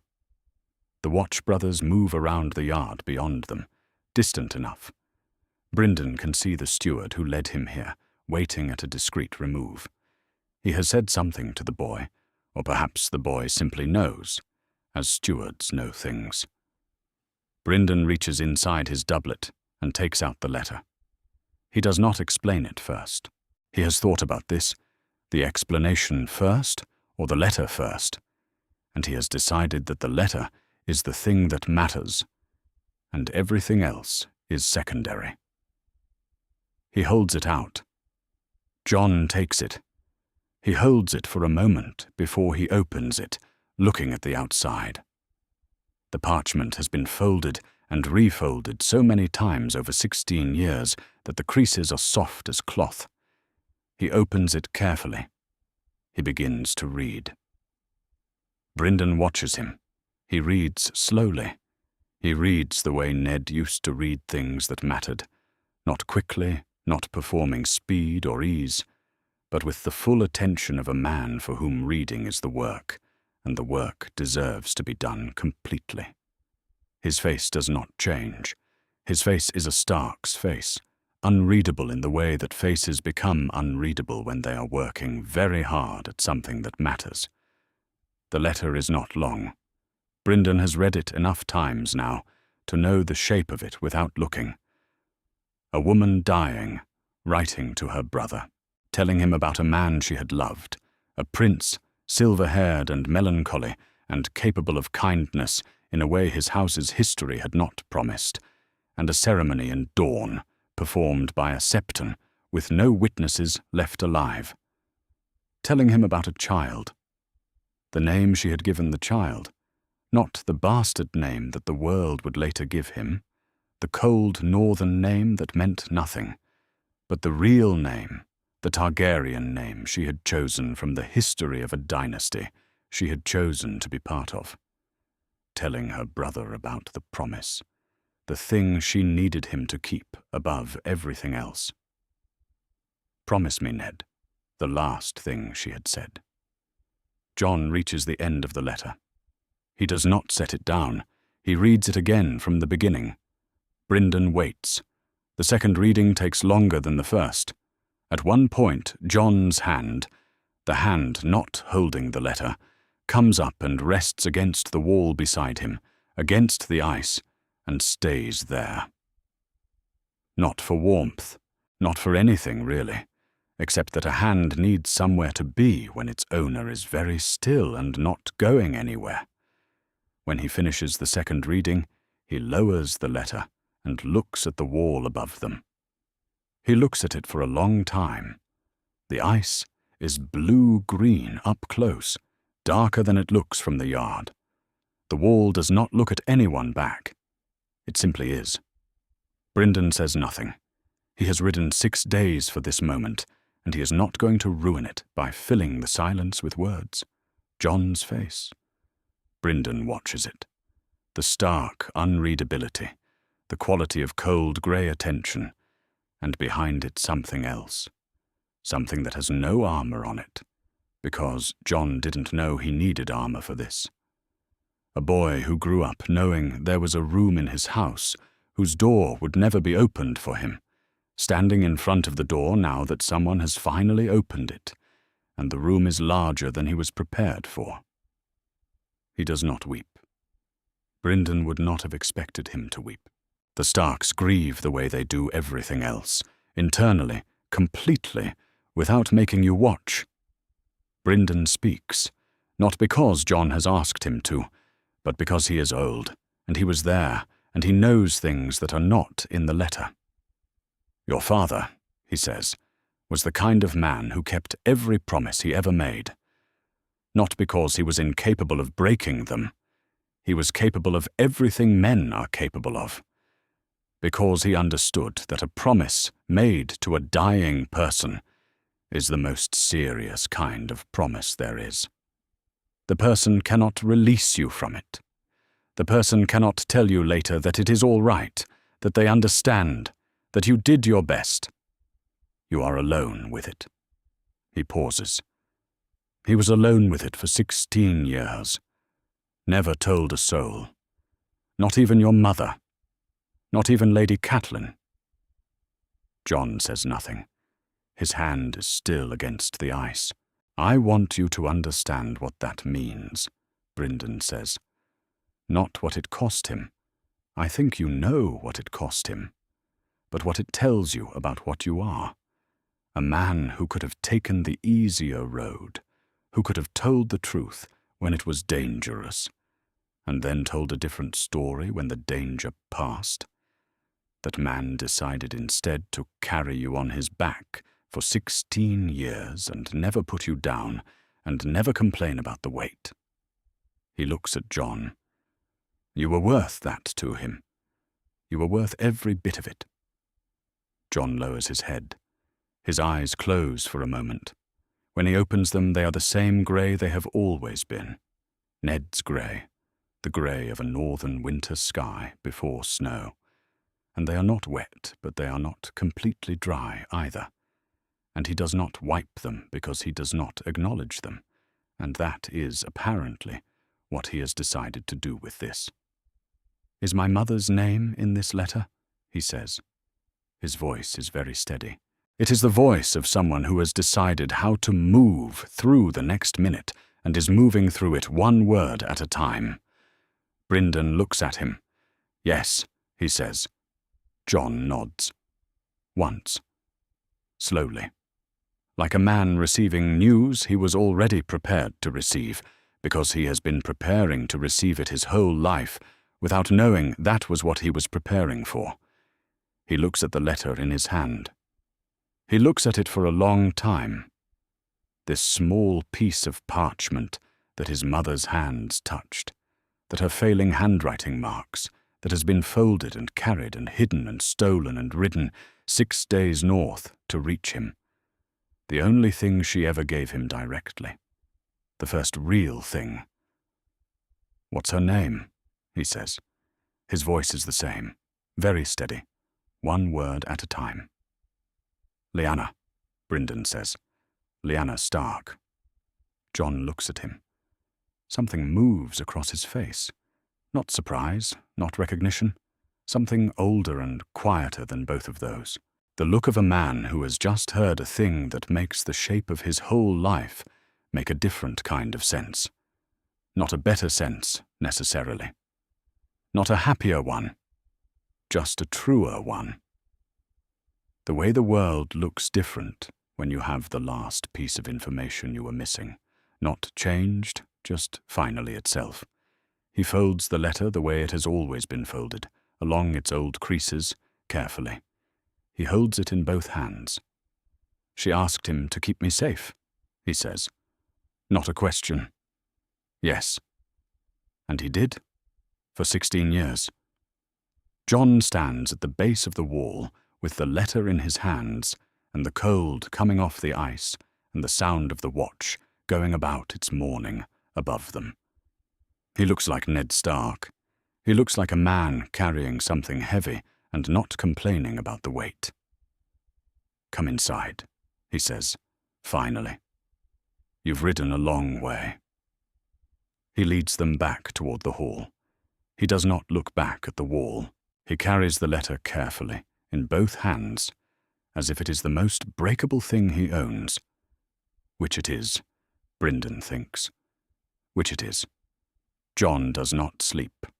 He sits in his small room in the steward's quarters with the letter on the table in front of him and a candle burning down beside it, and Ghost stretched across the floor with his head on his paws, watching.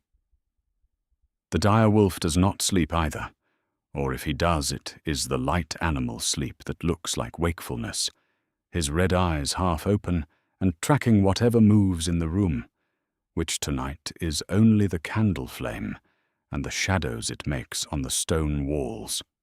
Jon reads the letter again as the candle burns.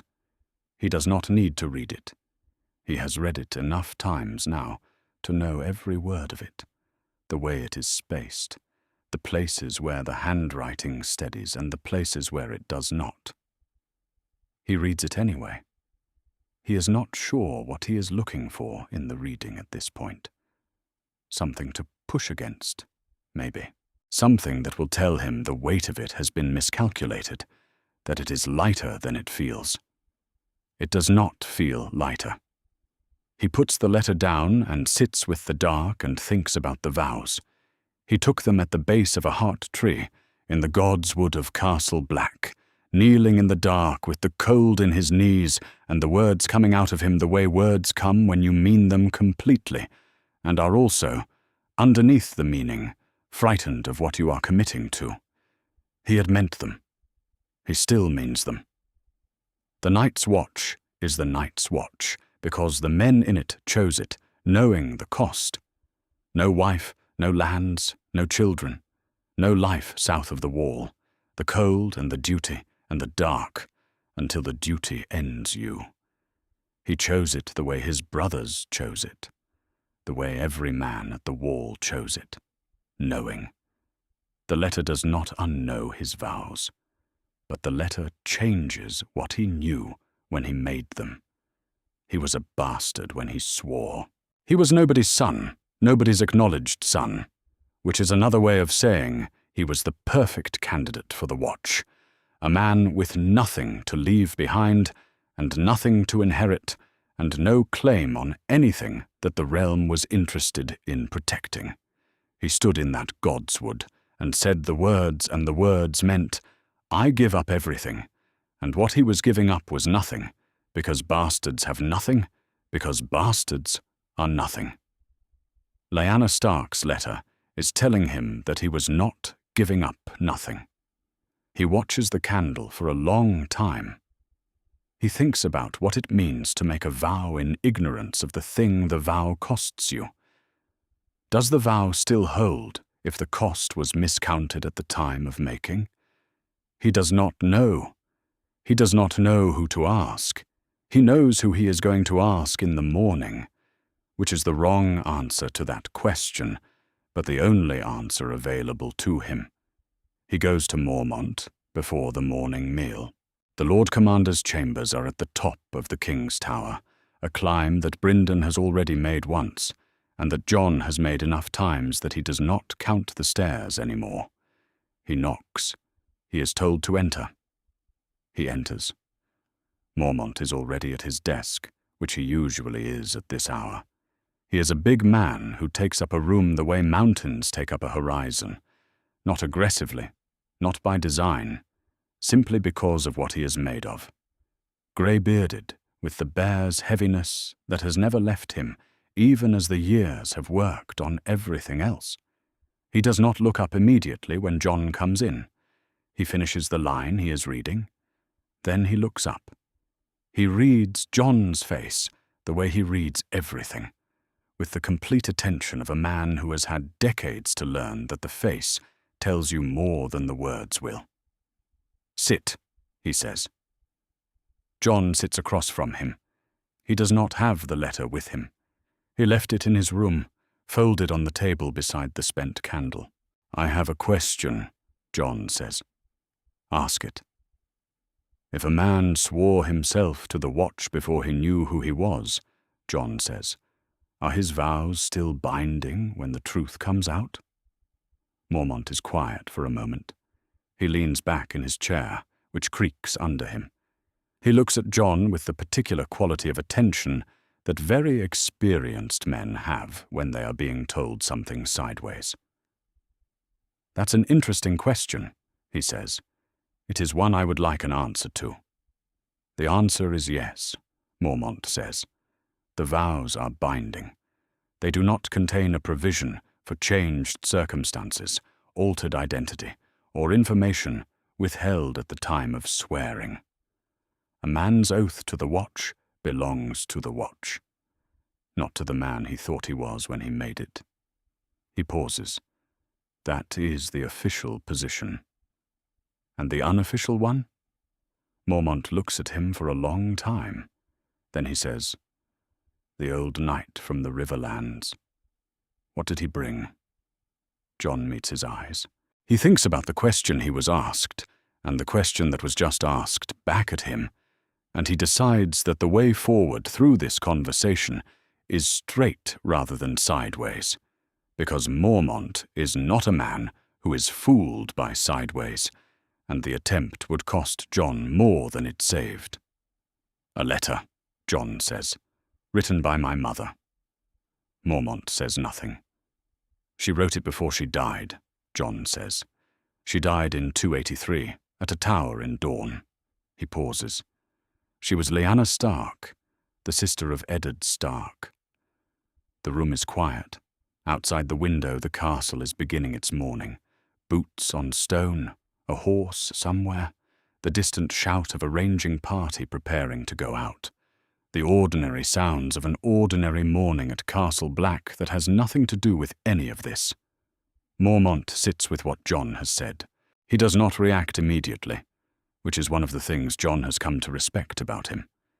He receives difficult information the way he receives simple information without performing his response, and he does not speak until he has decided what he actually thinks. "Eddard Stark's sister," he says finally. "Not a question. Yes. Which makes you—" He stops. "Yes," Jon says. Another silence. "Your father, Mormont says. Kept this secret for 16 years. He made her a promise. Mormont nods once. He looks out the window for a moment. Then he looks back at Jon. I knew Eddard Stark. Not well. Well enough.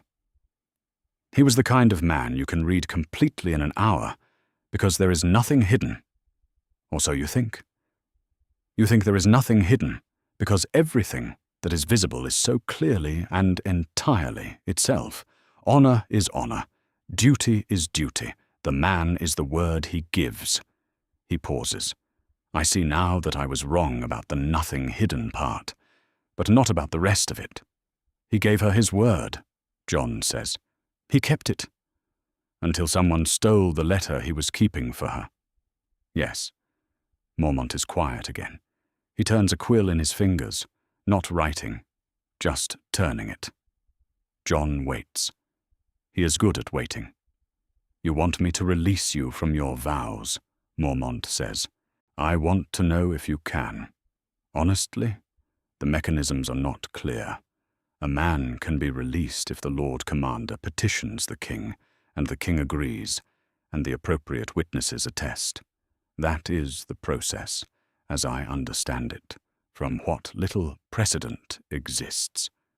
He sets the quill down. There is also the simpler process, which is that a man walks out the gate, and the watch calls him a deserter. And depending on where he goes and what he does, he may or may not encounter anyone capable of enforcing the consequences. He meets Jon's eyes. I am not recommending that path.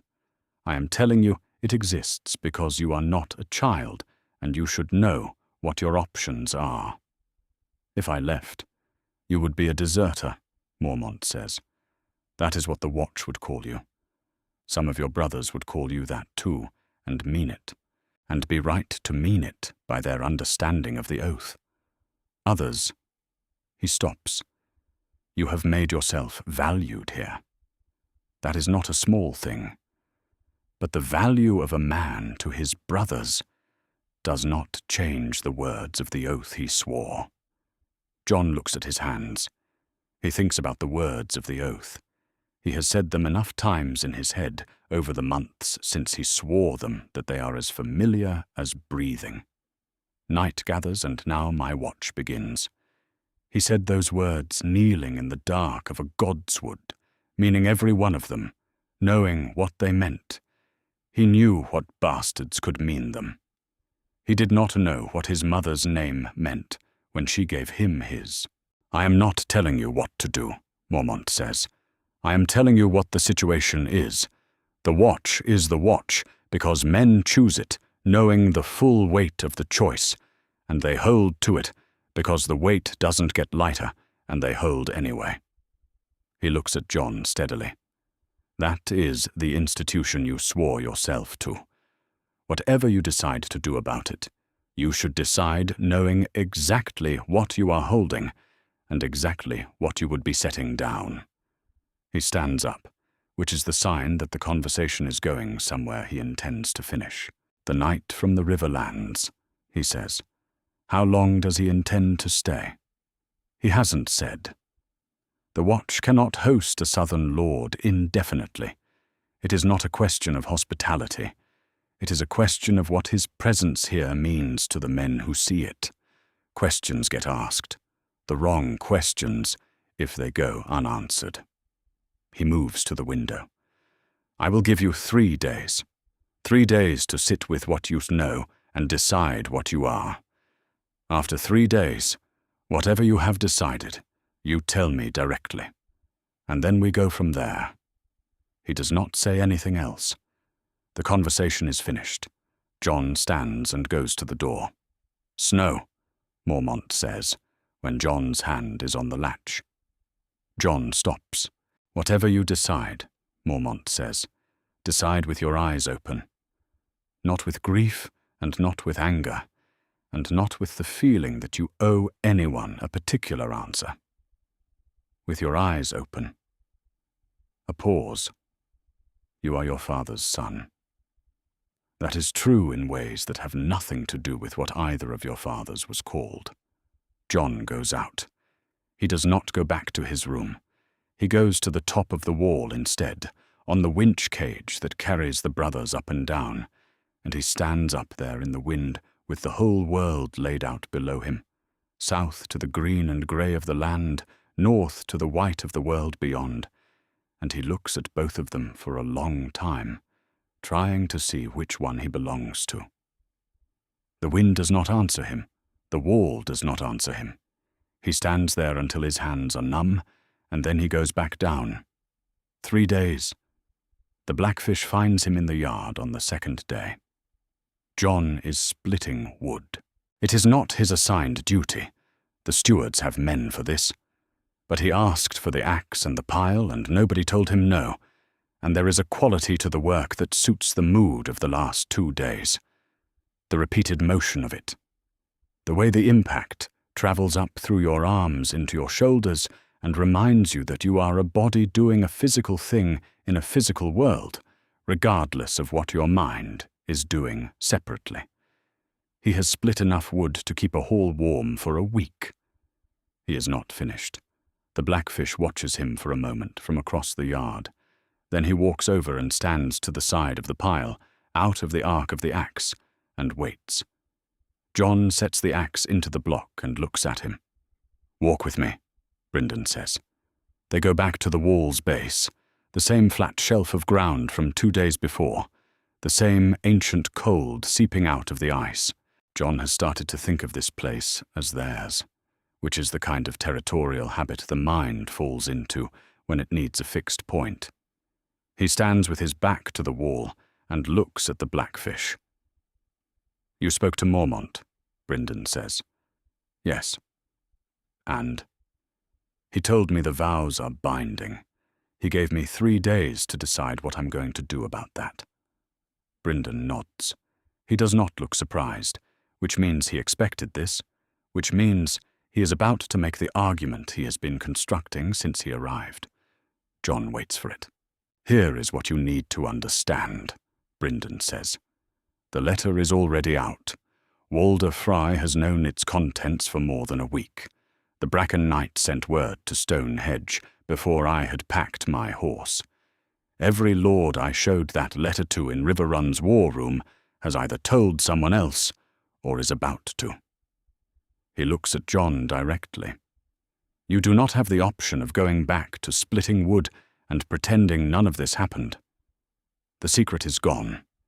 Your identity is loose in the world, whether you claim it or not. The only question that remains is whether you are in front of it or behind it when it moves." Jon says nothing. "If you stay here," Brynden continues, "the story that travels south is, Ned Stark's bastard knew the truth and chose the wall over his mother's name. Some men will say you were honorable. More men will say you were a coward. And the name you carry, the name your mother died to protect, becomes a thing that other people argue about in rooms you are not in, and you have no voice in what they decide to do with it." He pauses. "Your father spent 16 years making sure you had a choice about this. If you stay, you give that choice back." Jon looks up at the wall above him. The ice catches the pale northern sun and holds it, blue-green and indifferent. "You said the Watch's purpose is to protect the realm," Brynden says. "I've been thinking about that. What protects the realm more? A sworn brother at Castle Black who is an unknown bastard, or a Targaryen claimant to the Iron Throne who has stood at the wall and looked north and knows what is up there?" He says it plainly, without drama. "I am an old man, and I have fought in more wars than I can count, and the one thing I have learned is that the realm always finds a way to survive the things it fights about among itself. The politics, the houses, the crowns. It survives all of it. It has always survived all of it. But the thing in the north..." He stops. "The brothers here know what they've seen ranging. You know what you've seen. If the realm needs something to unite it against that, a Targaryen on the Iron Throne who took the Wall's threat seriously might be the only argument that reaches far enough. Jon looks at him. That's a large assumption about what I would do with a crown. It's what your father would have done. The words land and sit. Jon does not answer them immediately. He is saved from answering by a sound from the yard. Raised voices, not the casual argument of brothers, but the sharper register of something that needs attention. He and the Blackfish move back around the corner. Two of the senior rangers are standing near the stable block. One of them is watching Jon cross the yard with an expression that has gone past mild hostility into something more considered. He is an older man, grey-bearded, with the weathered look of someone who has been ranging north of the Wall for so long that the cold has become part of his face. He has been at Castle Black for longer than Jon has been alive. He steps forward when Jon reaches him. "I heard what your guest has been saying," he says. Not to the Blackfish, to Jon. "Word travels here." "Then you have the advantage of me," Jon says. "I didn't hear you listening. These walls are old and thin. The conversations you have at the wall's base carry." He is not apologizing. He is stating a fact. "I want you to hear the other side of it." Jon looks at him. "Say it." "The vows exist because men like you exist," the ranger says. "Men with claims, men with families, men with names that mean something south of here. The Watch took those men and said, 'Set it down, all of it. The claim, the family, the name. Set it down and pick up the sword and stand here.' And those men did, because they understood that the Wall doesn't care who your father was." He meets Jon's eyes. "If you leave, if a man leaves because he has discovered his name is larger than he thought, then every man here with a name worth leaving for has permission to leave. And the Wall is staffed by the men who have nothing worth leaving for, which is exactly the Watch the realm doesn't want standing between them and whatever is north of here." It is a good argument. Jon can see the truth in it, the way you can see the truth in a blade that has been made right, clean, without waste, functional. He says nothing. "I don't know what you'll decide," the ranger says. "I'm not asking you to decide anything right now.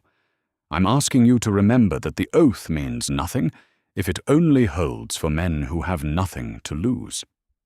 He goes back to the stable without waiting for an answer. The Blackfish watches him go. "He's not wrong," he says.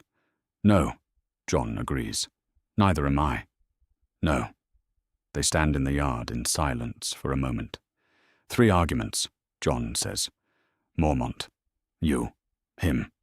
None of them tell me what to do." "That's because it's not their decision," Brynden says. "It never was."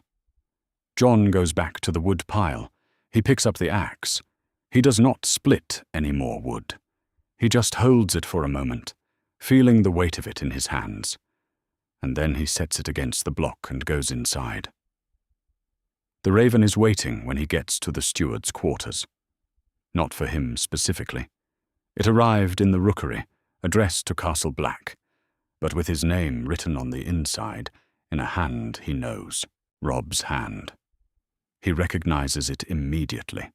The slightly hurried letters of a boy who was always writing quickly because he had more to do than he had time to do it in. He takes it to his room and closes the door and reads it standing up. It is short. Robb is always short in letters. He writes that he has looked at the letter, that their mother looked at it before Brynden left and didn't deny what it said, that he has thought about it for the weeks since, which is not what Robb usually admits. Robb prefers to give the impression that he decides quickly and moves on, and that he has arrived at a position. He writes, "I am the king in the north. You were born to something else.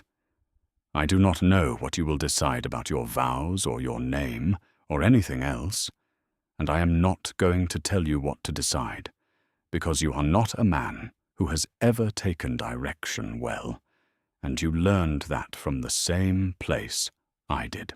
But I want you to know this. If you choose to leave, I will not call you Oathbreaker. I will call you brother. I have always called you that. I will keep calling you that, regardless of what your name turns out to be. Come south if you come south. I will be here. He signs it, Robb, with no title, the way he has always signed things to Jon. Jon sits on his cot with the letter in his hands. Ghost comes and puts his great white head in Jon's lap, and Jon rests his hand on the dire wolf's skull without thinking, the automatic comfort of it, the warmth of the animal against the cold of the room. Come south if you come south. He goes to the God's Wood when the sun goes down. The heart tree is barely a heart tree here. The face worn to almost nothing. 2 shadow marks where the eyes once were, and a suggestion of a mouth. It looks like a face seen through water, distorted, still recognizable as something that was once carved, but has been worn toward abstraction by years that did not care about the carving. He sits with his back against it, the way he always sits, Ghost settling beside him. He does not pray. He does not ask. He sits in the dark with the 2 letters in his shirt, his mother's, Robb's, and waits to see if the silence will tell him something that the arguments have not. The silence is cold and complete. The wall is invisible in the dark, but he can feel it the way you feel a mountain in darkness, by the absence of sky where sky should be, by the quality of the cold that comes from that direction, older and deeper than the air around it. He thinks about Ned. He does this at length, carefully, the way he would approach a difficult piece of correspondence, not rushing past what is hard to get to what is easier. He thinks about what it was to be Ned Stark's son, which was the best thing he has ever been, which is still true no matter what else turns out to be true. He thinks about what it cost Ned to keep the secret, and what it would have cost him to break it, and which of those costs Ned would have considered worth paying. He thinks he knows the answer. He is fairly certain he has always known the answer. He stays in the God's Wood until the sky begins to lighten. Then he goes to find the Lord Commander. He goes to Mormont at first light. The Lord Commander is not at his desk this time. He is standing at the window when Jon enters, looking out at the yard below, watching the castle wake up. He turns when he hears the door. He reads Jon's face the way he has read it every morning for months, quickly, completely, without needing it to say anything out loud. He already knows. Sit, he says. I'd rather stand. Mormont nods.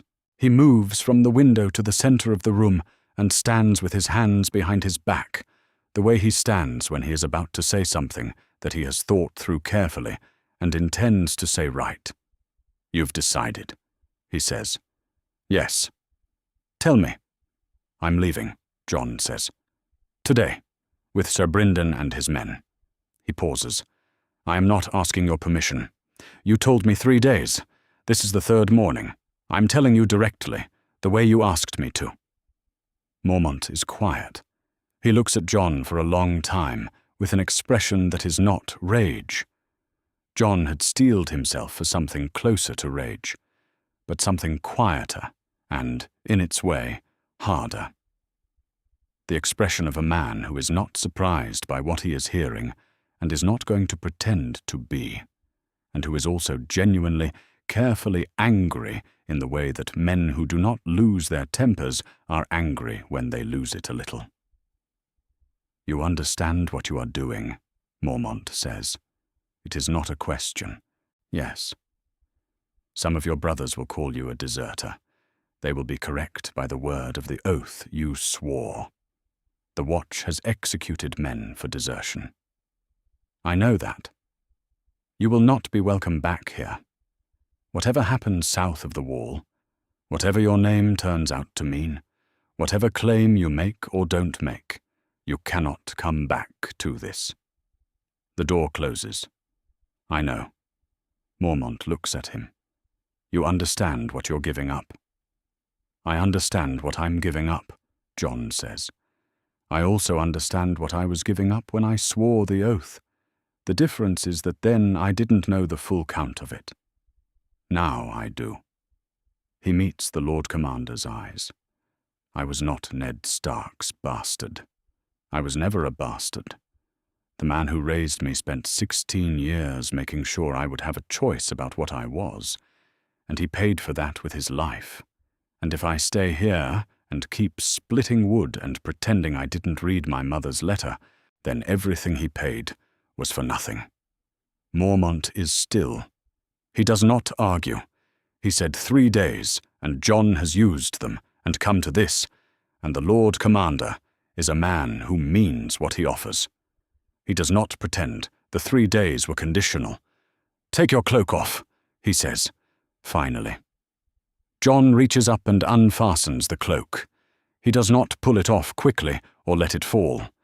He takes it off with the same deliberateness with which he did everything at Castle Black, the same care he brought to the Ravens, to the correspondence, to the training yard, to every unglamorous duty that turned out to be its own form of service. He folds it. He folds it the way you fold something that has kept you warm in the cold for months, something that has been part of the daily texture of your life, something you have slept under and ridden in and worked in until it has taken on the shape of you. He folds it carefully and sets it on Mormont's table. Mormont looks at it. He does not touch it. He does not look away from it immediately either. He looks at it the way men look at things that are finished, with the full attention of someone who understands that the moment is real and will not come again. "You were a good steward," he says, to the cloak or to Jon or to some point between them. "Better than you thought you were going to be." "Yes," Jon says. "I know." He goes to the door. "Snow," Mormont says. Jon stops. His hand is on the latch. "If the realm is what I think it might be in the years ahead," Mormont says slowly, "it will need men who can look north and understand what looking north means. Not many men have stood up here and looked north." He pauses. "Remember what you saw." Jon goes out. The yard is up and moving. Morning duties, the off-duty brothers eating, a party of rangers checking their gear near the stables.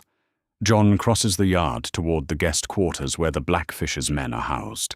Ghost moves beside him, silent on the stone, his white coat catching the grey morning light. He gets halfway across. 2 men step out from the side of the armory. He knows them both. Older brothers. Men who have been at the wall long enough to have strong opinions about what the wall requires. Men who met the 3 days with a particular watching stillness that Jon noticed and understood and did not address, because he was not ready to address it then. He is not certain he is ready now. "Oathbreaker," says the first one. He says it the way you say a word you mean completely, without heat, but without softening it either. "That's what you are. Whatever name you're going south to claim, that's what you are first." Jon stops. He looks at him. He does not speak. "The oath doesn't have an exception for Targaryens," the second one says. He is standing slightly behind the first, which is either deference or the positioning of a man who knows there might be a fight and wants to be positioned for it. It doesn't have an exception for anything. That's the point of it. "I know," Jon says. "You're right." This is not what they expected him to say. The first man's eyes shift slightly, not softened, but recalibrated. "I know that's what I am by the oath," Jon says. "I'm not going to argue with you about that. I'm going to ask you to let me pass." The first man opens his mouth. The Blackfish steps out from behind Jon. He did not appear from anywhere dramatic. He was simply there. The way old, experienced soldiers are simply there when something is developing, because they have a sense for it that does not require thinking. He stands between Jon and the two brothers, and he is an old man, and he is not large, but he has the bearing of someone who has been in 100 situations like this one, and has never once been the one who ended up on the ground. He does not speak. He just stands there, between them, and looks at the two brothers with the mild, patient expression of a man who has nothing in particular to prove and a great deal of experience with men who think they do. "Step back," says a voice from the direction of the king's tower. Mormont is in the yard. He came out quietly, without announcement, and he is standing 20 feet away with his hand still behind his back, watching. He does not raise his voice. He does not need to. The Lord Commander's voice at Castle Black is the kind of voice that carries without effort, by virtue of what it is, rather than how loud it is. The two brothers step back. They do not look happy. They are not required to look happy. He is leaving, Mormont says. That is his decision, and it is made. Whatever any of us calls it, the leaving is done. He looks at the two brothers. Back to your duties. They go. Not quickly, but they go. Jon looks at Mormont across the yard. Mormont looks back at him. There is nothing left to say between them, and both of them know it. Jon nods, once. Mormont does not nod back. He turns and goes inside. The Blackfish is already walking toward the stables. "Horses," he says, without looking back. "Let's move before anyone changes their mind." Jon follows him. They are saddled, and through the gate, inside the hour.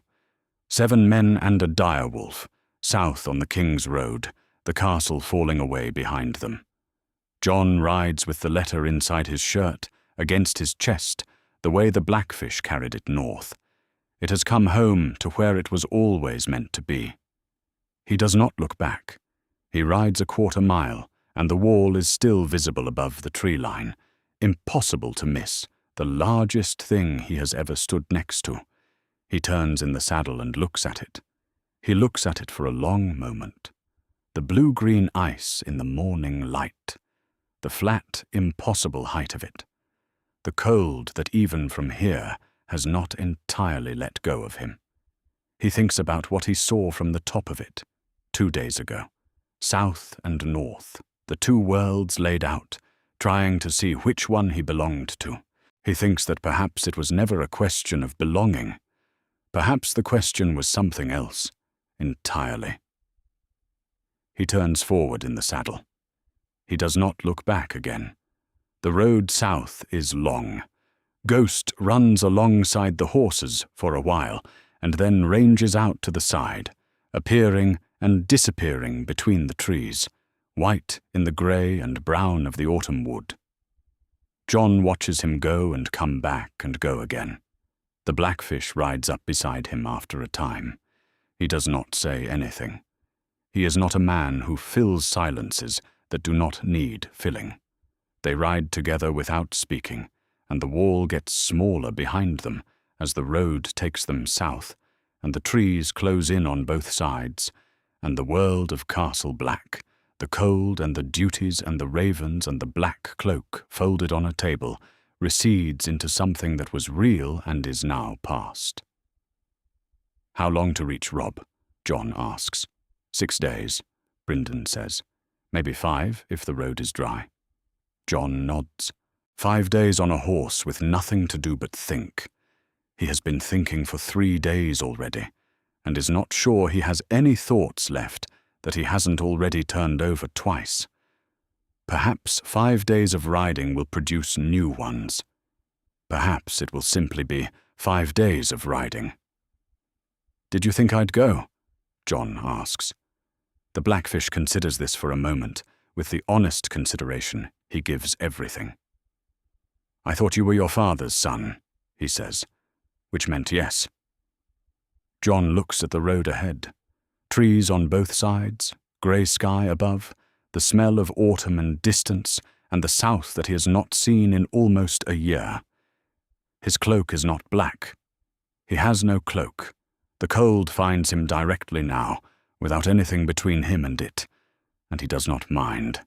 He is used to cold. He was made in it. He keeps riding. The road south takes 5 days. They move fast and quiet, avoiding the main roads where the Lannister outriders have been reported, cutting through farmland and forest, where the going is slower but safer. The Riverlands are at war in the specific way that wars settle into a landscape after the initial violence. Not everywhere, burning at once, but nothing completely untouched either. A patchwork of burned and standing, ruined and whole, like a map of what the war has decided to spare so far, and what it has already decided against. They pass 3 villages in 2 days, and only one of them has people in it. They camp each night without fires. John sleeps badly. He does not mind. Robb's position is not a castle. It is a camp at the edge of a village that the Lannister forces passed through 2 weeks ago and have not returned to, which makes it defensible in the sense that no one is currently attacking it, which is the best you can say for most positions in the Riverlands right now. Tents, horses, the smell of an army that has been in the field long enough to have developed its own particular odor of mud and iron and collective exhaustion. Banners, the grey direwolf on white, the tully trout on blue and red, snapping in the autumn wind above the main tent. John sees Robb before Robb sees him.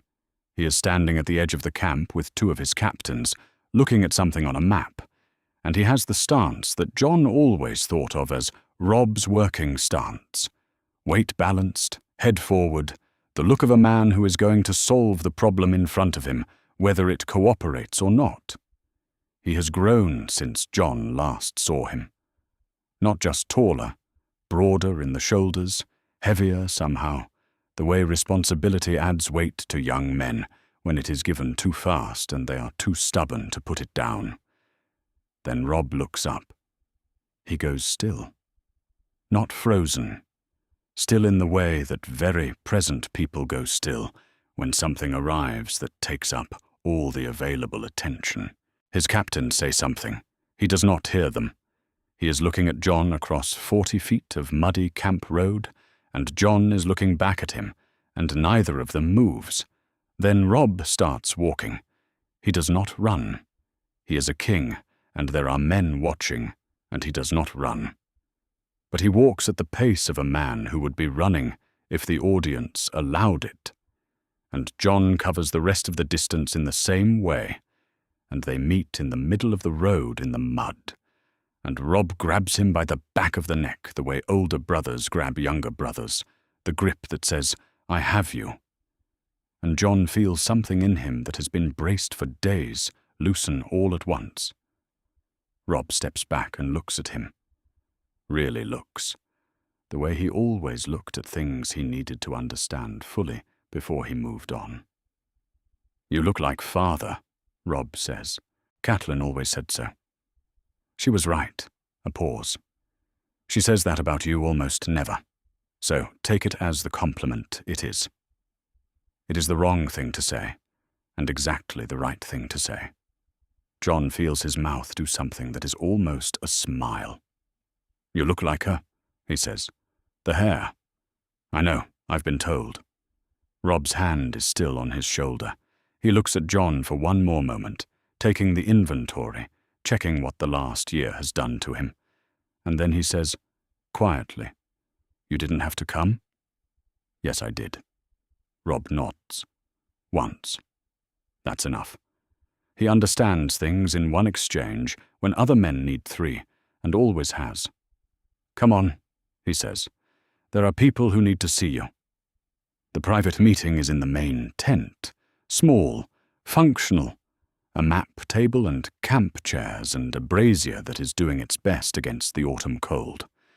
Catelyn is already there when they arrive.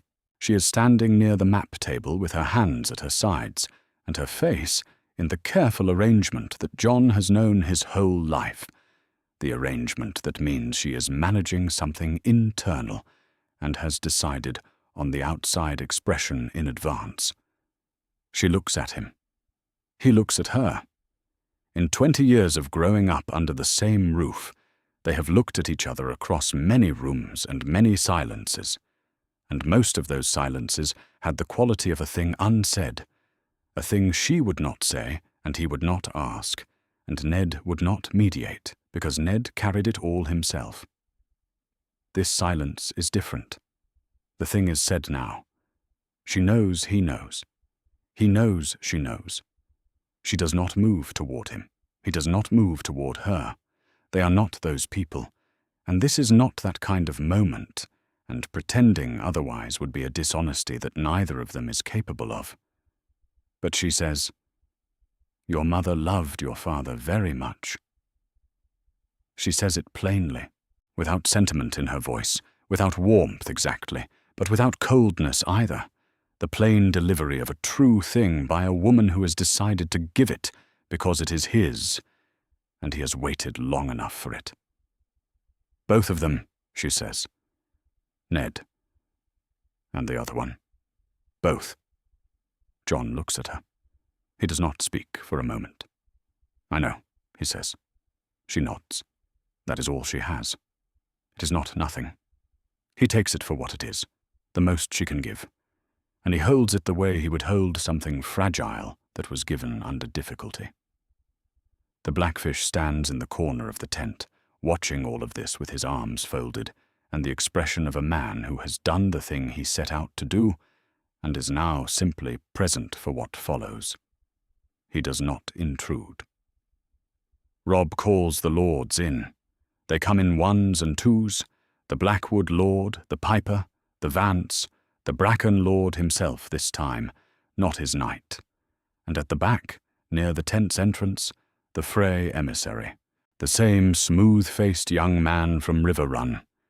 He has been following this, Brynden realizes, the way the Freys follow everything.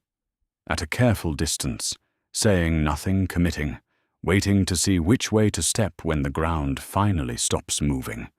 Robb stands at the head of the map table. Jon stands to his right. "You've all been told something of this," Robb says, without preamble. He is not a man who wastes openings on ceremony when there is something real to say. "I'm going to say it plainly, and in front of witnesses, because the time for quiet has passed, and the time for plain speaking is here." He gestures to Jon. "This is Jon Snow," he says. "I have called him my brother his entire life." That is still true. He pauses. It is also true that he is the son of Rhaegar Targaryen and Lyanna Stark, born of a lawful marriage performed in Dorne by the High Septon before witnesses, and that his true name is Aegon Targaryen, and that his claim to the Iron Throne is legitimate by every law the Seven Kingdoms has ever recognized. He looks around the room. "I am the king in the north. He is the heir to the Iron Throne. Those are not the same seat, and they do not contradict each other. The north stands apart. His claim is to the south. What I am asking from each of you today is to acknowledge that the truth exists, not to bend the knee to it yet, not to pick up arms for it today, but to acknowledge it, so that when the time comes, you are not men who were told a lie and believed it. You are men who knew." The room is quiet. The Blackwood Lord moves first. He is not a theatrical man. He does not make ceremony of it. He simply steps forward from his place among the others and bends his knee to the stone beneath the tent's floor, one knee, the way men kneel to kings, and he looks at Jon. "The Blackwoods remember what the Targaryens were," he says. "We remember what Prince Rhaegar was. We remember what Ned Stark was." He pauses. We acknowledge. He stands. He steps back. The Piper Lord is next. He kneels quickly, efficiently, a man who has made his decision and is implementing it without drama. Then the Vance, slower, more deliberate, but down on one knee all the same. The Bracken Lord does not kneel. He stands where he is with his arms at his sides, and his face doing the complicated work of a man who has a position to maintain and an instinct he is fighting. He does not kneel. He also does not leave. He stands in the tent and looks at Jon with the neutral expression of a man who is reserving his answer for a question that has not yet been asked in the form he is willing to answer it in. It is not a no. It is not a yes. It is a Bracken. The Frey emissary at the back says nothing. He watches. He will carry every word of this to the twins. He is already composing the letter in his head. Jon stands at the head of the map table, with lords on their knees in front of him, and does not entirely know what to do with his hands. He has been a steward. He has been a bastard. He has been a sworn brother at a cold wall at the edge of the world. He has been these things sincerely, fully, without reservation.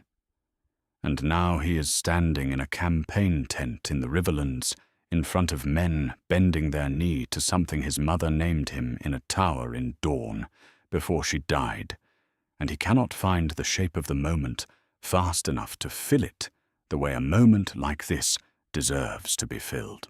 He does the only thing he can think to do. He looks at the Blackwood Lord and the Piper and the Vance, each of them in turn, and he says, "I remember what my father was, too. My father, Ned Stark." He pauses. "I intend to be worth the memory." It is not a speech. It is 3 sentences. It is enough. Robb is watching him from his right, with the expression of a brother who is seeing something he is glad to see. He does not say anything. He does not need to. Later, when the lords have gone, and the tent is theirs again, the 4 of them, Robb and Jon and Catelyn and the Blackfish, Robb looks at Jon across the brazier's light and makes the decision that has been building in him since Jon arrived. "We ride to Riverrun," he says, "all of us. The formal council needs to happen in a hall, not a tent. The Riverlands bannermen deserve the stone walls and the river view and the proper accounting of this." He looks at Jon. "You deserve it too. Whatever this becomes, it starts at Riverrun. In a week." Jon looks at the fire. He thinks about Riverrun, the sandstone walls, the red-gold light, the castle that has never fallen. He thinks about the letter that arrived there weeks ago and changed the shape of everything. "A week," he says. Robb nods. They sit with the fire between them, and outside the army goes on doing what armies do, and Ghost lies at Jon's feet, enormous and white, and entirely at home in the Riverlands, as if he always knew they were coming south. Riverrun in the morning light looks exactly like what it is. The sandstone walls catch the early sun and hold it, burning red gold above the dark water of the Tumblestone and the Red Fork. The castle sits at the joining of the rivers like a ship that has been moored there since before anyone can remember, its prow pointed downriver, its banners moving in the wind off the water. The Tully fish snaps above the gate. The stark direwolf flies beside it, grey on white, and above both of them, on the highest battlement of the east tower, a new banner, or rather an old one that has not been seen in this country for 16 years, climbs the pole in the morning wind and opens. 3 heads, 3 coils, black on red, the dragon of House Targaryen, turning in the autumn air above the red and grey of the Riverlands. Below it, in the great hall of Riverrun, the business of the realm is being conducted. Robb Stark presides at the head of the table. He is 16 years old, and he sits the way he has learned to sit in the months since his bannerman first called him king.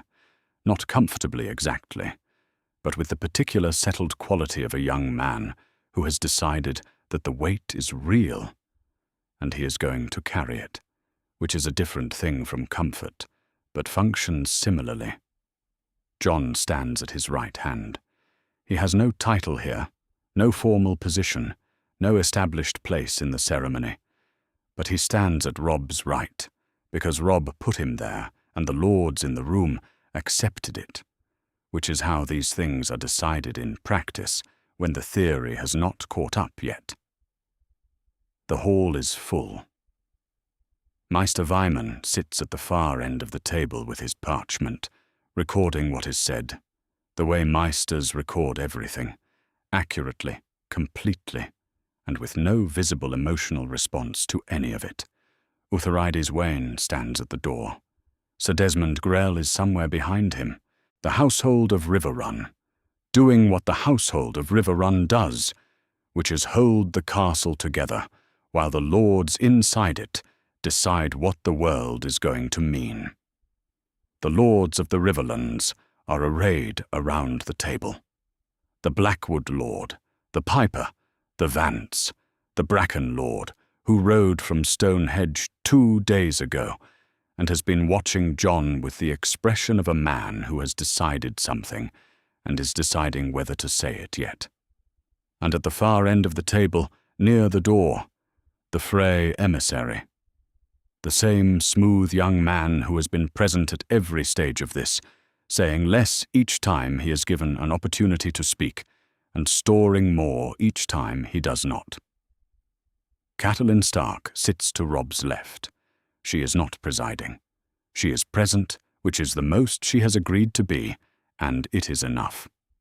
She sits with her hands folded on the table, and her face in the arrangement she brought to every difficult thing her life has required her to be present for. Robb speaks. He does not speak at length. He has his father's instinct for directness, for saying the true thing in the fewest words that will carry it fully. He lays out what they all know, the letter, its origins, its journey north and south again. He lays out the distinction that he made in the tent a week ago, now formalized in stone walls with a Meister recording it. He is the king in the north. Jon is the heir to the Iron Throne. These do not contradict. The north stands apart from the Iron Throne's authority. It seceded, and that secession stands regardless of who sits the throne or who claims to.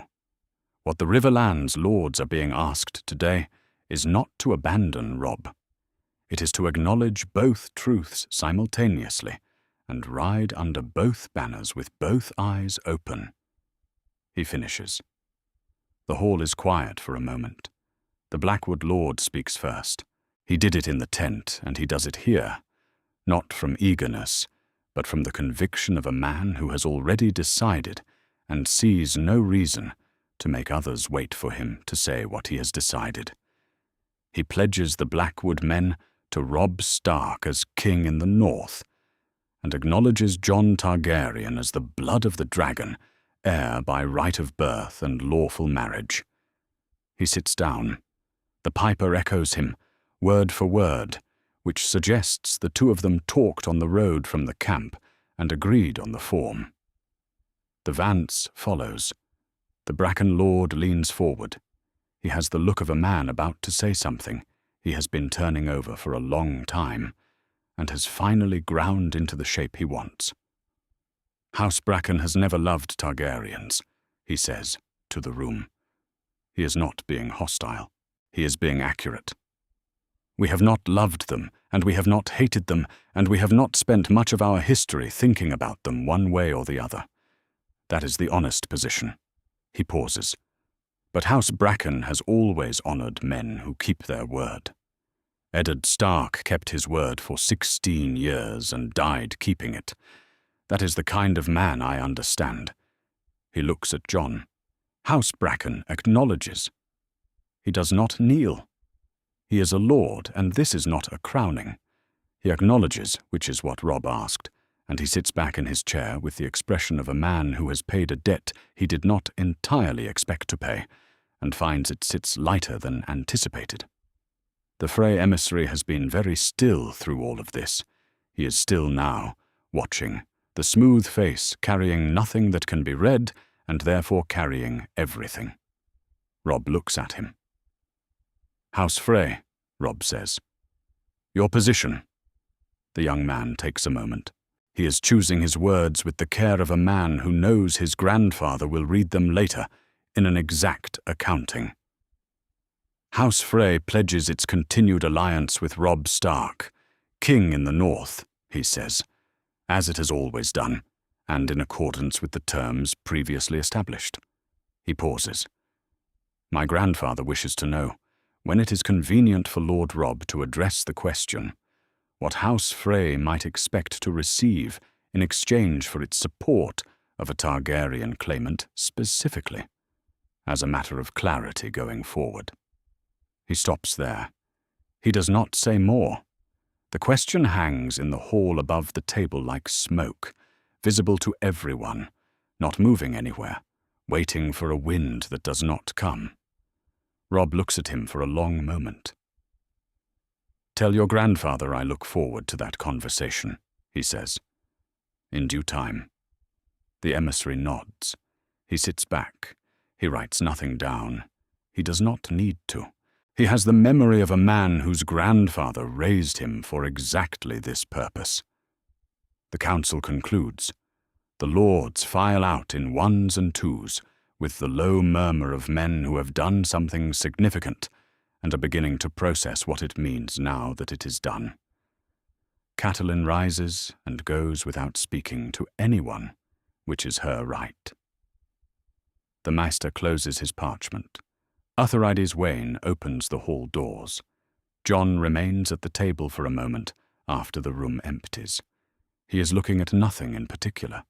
The empty chairs, the map of the Riverlands that someone has spread across one end of the table, the rings left by cups on the wood. He has been standing for 2 hours at Robb's right hand, while lords pledged things to him, and around him, and because of him. And now the room is empty, and he is still standing there, and the pledges are real, and he does not entirely know what to do next. Robb comes and stands beside him. "Well," Robb says. "Well," Jon agrees. Robb looks at him sideways. "You held up. So did you." "I've been practicing." A pause. 3 months of it. It's mostly standing still and looking like you know what you're doing. You look like you know what you're doing. Most days. Robb glances at the door. "Go find Brynden. He's been on the battlements since dawn." Jon goes. The Blackfish is where Robb said he would be, at the eastern battlement, above the water gate, where the 2 rivers meet below the castle walls. He is standing with his hands on the stone and his face into the wind off the Red Fork, looking out at the water. Above him, the Targaryen banner turns slowly in the morning air, the 3-headed dragon catching the light. Jon comes and stands beside him. Neither of them speaks for a moment. Below them, the rivers move, grey-brown and constant, the same rivers that have been moving past these walls since before the castle was built. Above them, the dragon banner turns. Around them, the Riverlands spread out in all their autumn war complexity, burned and standing, ruined and whole, a land that is in the middle of something it has not finished yet. "She died before I ever drew breath," Jon says. The Blackfish looks at the water. "She died making sure you'd live," he says. "There's a difference." Jon is quiet. "She wrote that letter," Brynden says, "in the last hours she had. She was 16 years old, and she had just given birth, and she was dying. And instead of spending those hours on herself, she spent them making sure her brother knew what he was holding, and what it was worth, and what she needed him to do with it." He pauses. That was not a small thing. Most people, given those hours, would not have had the presence of mind for it. "She trusted him to keep it," Jon says. "And he did. 16 years. Brynden's jaw tightens slightly. "Until they took his head off. and then someone trusted me to bring it the rest of the way. He reaches inside his doublet. He takes out the letter. He holds it for a moment, looking at it. The worn parchment, the soft creases, the small, careful handwriting inside. Then he holds it out to Jon. "It belongs to you," he says. "It always did." Jon takes it.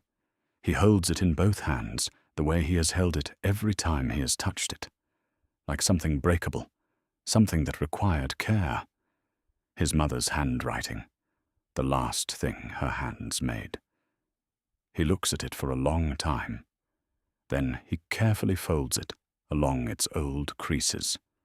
The creases it has had for 16 years, the creases Ned's hands made and kept, and he puts it inside his own shirt, against his chest. They stand together on the battlement.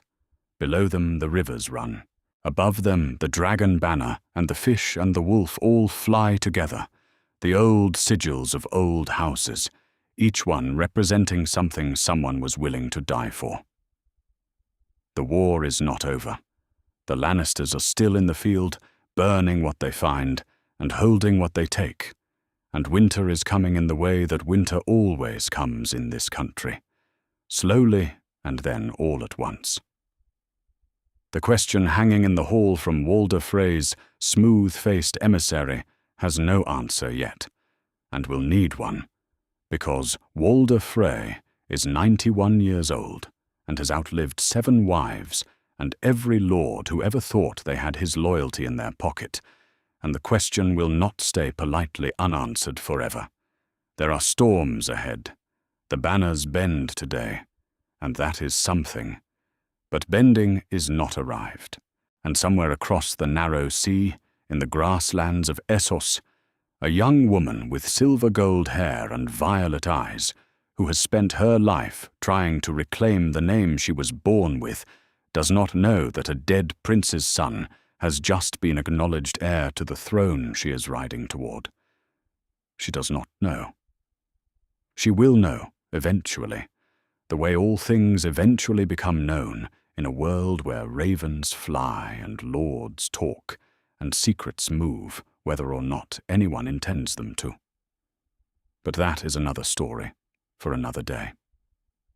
Today the banners fly. Today a dying woman's letter has arrived where it was always meant to go.